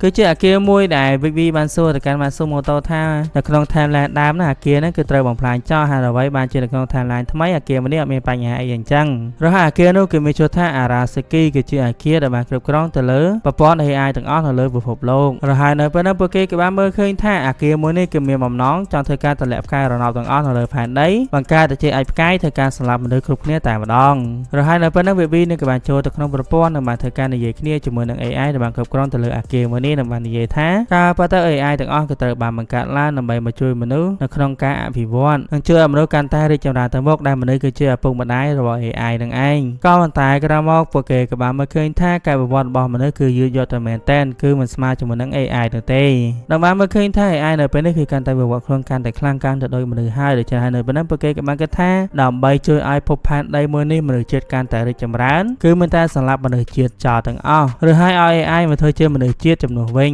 ឬហើយពេលដំបូងឡើយពួកគេគឺមិនចង់ធ្វើបែបនេះទេក៏ប៉ុន្តែនៅពេលហ្នឹងគឺមានរឿងមួយដែលពួកគេគិតថា AI នៅពេលនេះគឺវល់ខ្លួនទៅមួយកម្រិតទៀតហើយដែលនេះគឺជាសាច់រឿងនៅកន្លែងហ្នឹងគឺគេអត់តប្រាប់យើងនោះទេដូចវានាងក៏បានធ្វើត្រឡប់មកវិញក៏ប៉ុន្តែនាងគឺហាក់ដូចជាមិនសូវសប្បាយចិត្តប្រហែលនោះទេនៅពេលនោះផ្នែកក្រុមថមក៏បានរៀបចំជាមួយនឹងផែនការដើម្បីវាប្រហារចូលក្នុងអគារអារ៉ាស៊ីគីមួយនោះមុនពេលធ្វើដំណើរចេញទៅវាក៏បានសួរទៅកាន់អូសាមូថាមូលហេតុអ្វីបានជាគេជ្រើសរើសនាងជាមួយនឹងបេសកកម្ម100ឆ្នាំបែបនេះអូសាមូនៅពេលហ្នឹងក៏បានបង្ហាញជាមួយនឹងរូបថតកូនក៏ដូចជាប្រពន្ធរបស់គេនៅបាននិយាយថាកូនក៏ដូចជាប្រពន្ធរបស់គេគឺជា fan កាប់មុខរបស់នាងក៏ប៉ុន្តែនៅពេលនេះពួកគេក៏លែងមានវត្តមានទៀតហើយដូចវានាងក៏បានយល់អំពីអារម្មណ៍របស់អូសាមូឬហើយនៅពេលនេះពួកគេក៏បានធ្វើដំណើរទៅកាន់អគារអារ៉ាស៊ីគីតែម្ដងដើម្បីធ្វើការបិទប្រព័ន្ធមួយនេះចោលមុនពេលដែលពួកគេធ្វើការទម្លាក់ការរណបទាំងអស់មកលើផែនដីក្រោយពេលដែលពួកគេធ្វើដំណើរទៅដល់ហើយពួកគេក៏បានឆ្លងថានៅទីនេះបានចិត្តដាច់ភ្លើងទៅវិញដូច្នេះហើយគឺមានន័យថាប្រព័ន្ធសុវត្ថិភាពគឺមិនដំណើរការនោះទេក៏ប៉ុន្តែអ្វីគ្រប់យ៉ាងគ្រាន់តែជាអន្តៈតែប៉ុណ្ណោះ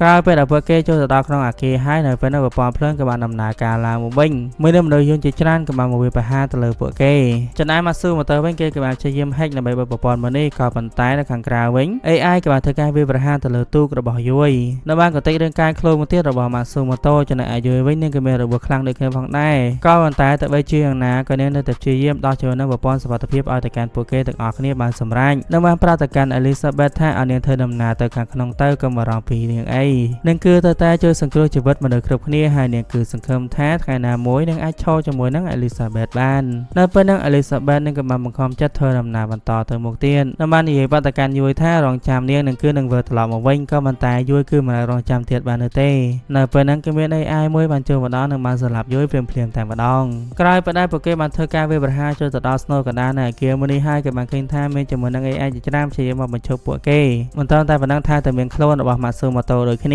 ាដោយសារតែឃើញបែបហ្នឹងនៅពេលហ្នឹង Elizabeth ក៏បានឲ្យពួកគេធ្វើដំណើរបន្តទៅមុខទៅឲ្យនាងធ្វើការប្រយុទ្ធគ្នាជាមួយនឹង AI ទាំងអស់នេះរហូត Elizabeth នាងក៏បានព្យាយាមលះបង់ជីវិតដើម្បីឲ្យពួកគេបន្តដំណើរទៅមុខទៀតក៏ប៉ុន្តែនៅពេលហ្នឹង Vicky ក៏បានឃើញថានៅខាងលើនេះគឺសម្បូរទៅដោយមនុស្សយន្តច្រើនយកតែមែនតែម្ដងឬហើយនៅពេលហ្នឹងពួកគេក៏បានច្រៀងជាមួយនឹងចម្រៀងមួយ La la la la la la la តែគ្រាន់តែលើចម្រៀងមួយនេះហើយវានាងក៏បានប៉ះពាល់អារម្មណ៍របស់នាងខ្លាំងយកតែម្ដងហើយនាងគឺមិនអាចធ្វើអ្វីបាននោះទេនាងមានតែព្យាយាមបិទត្រចៀកមិនស្ដាប់ជាមួយនឹងចម្រៀងមួយនេះដោយសារតែមូលហេតុនេះហើយពួកគេគឺមិនអាចទៅបិទប្រព័ន្ធតាន់ពេលវេលានោះទេអាចកាយក៏បានធ្លាក់មកដល់ហើយស្ទើរតែស្លាប់មនុស្សទូទាំងផែនដី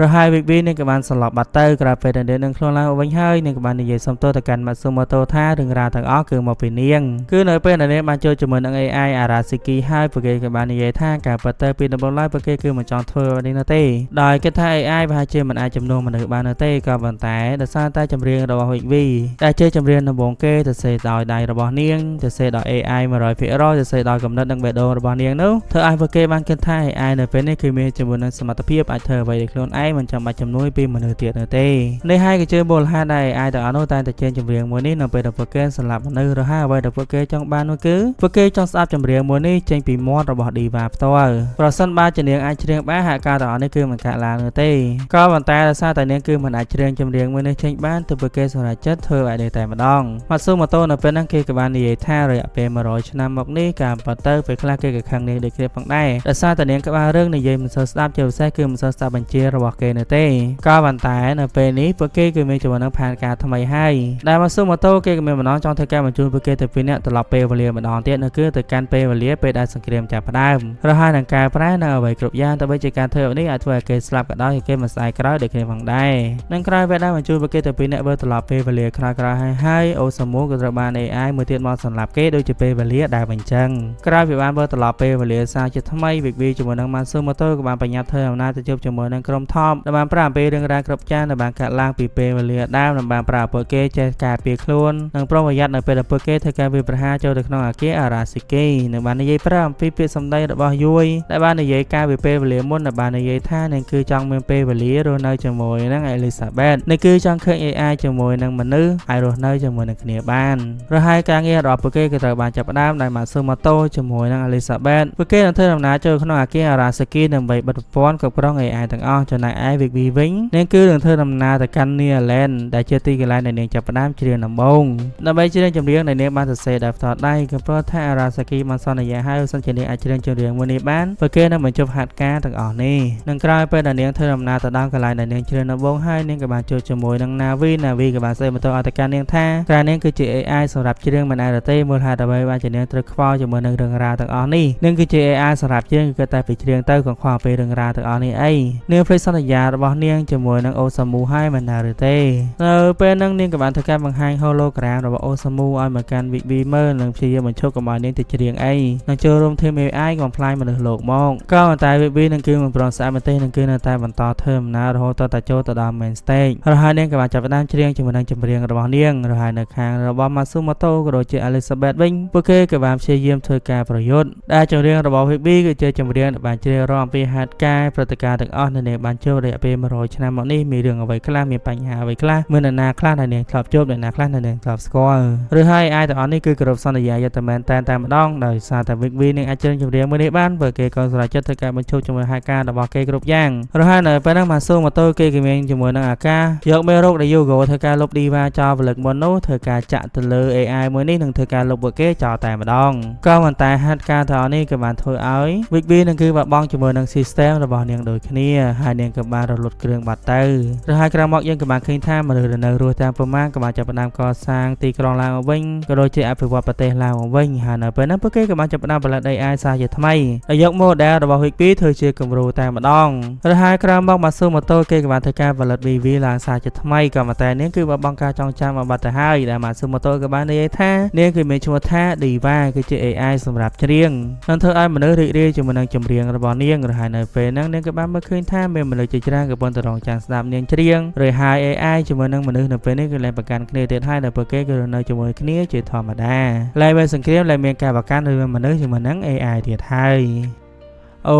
ខេគ្នារឿងរបស់យើងគឺមានតែប៉ុណ្ណឹងទេអរគុណអ្នកសាស្ត្រការតនាសាស្ត្រតែពេលដើមដល់ចប់ហើយសំទោសសិនជានិយាយទៅមានបញ្ហាអីដោយសារតែឥឡូវយើងឈឺកខ្លាំងមែនតើនេះព្យាយាម record ទាំងឈឺកអញ្ចឹងគឺសកម្មភាពគ្នានឹងជួយ scan នៅខាងឆ្វេងនេះដើម្បីជាកម្លាំងចិត្តរបស់ខ្ញុំក្នុងការធ្វើវីដេអូក្រោយទៀតពីខ្ញុំ Michael សេស្លាគ្នាបាយបាយ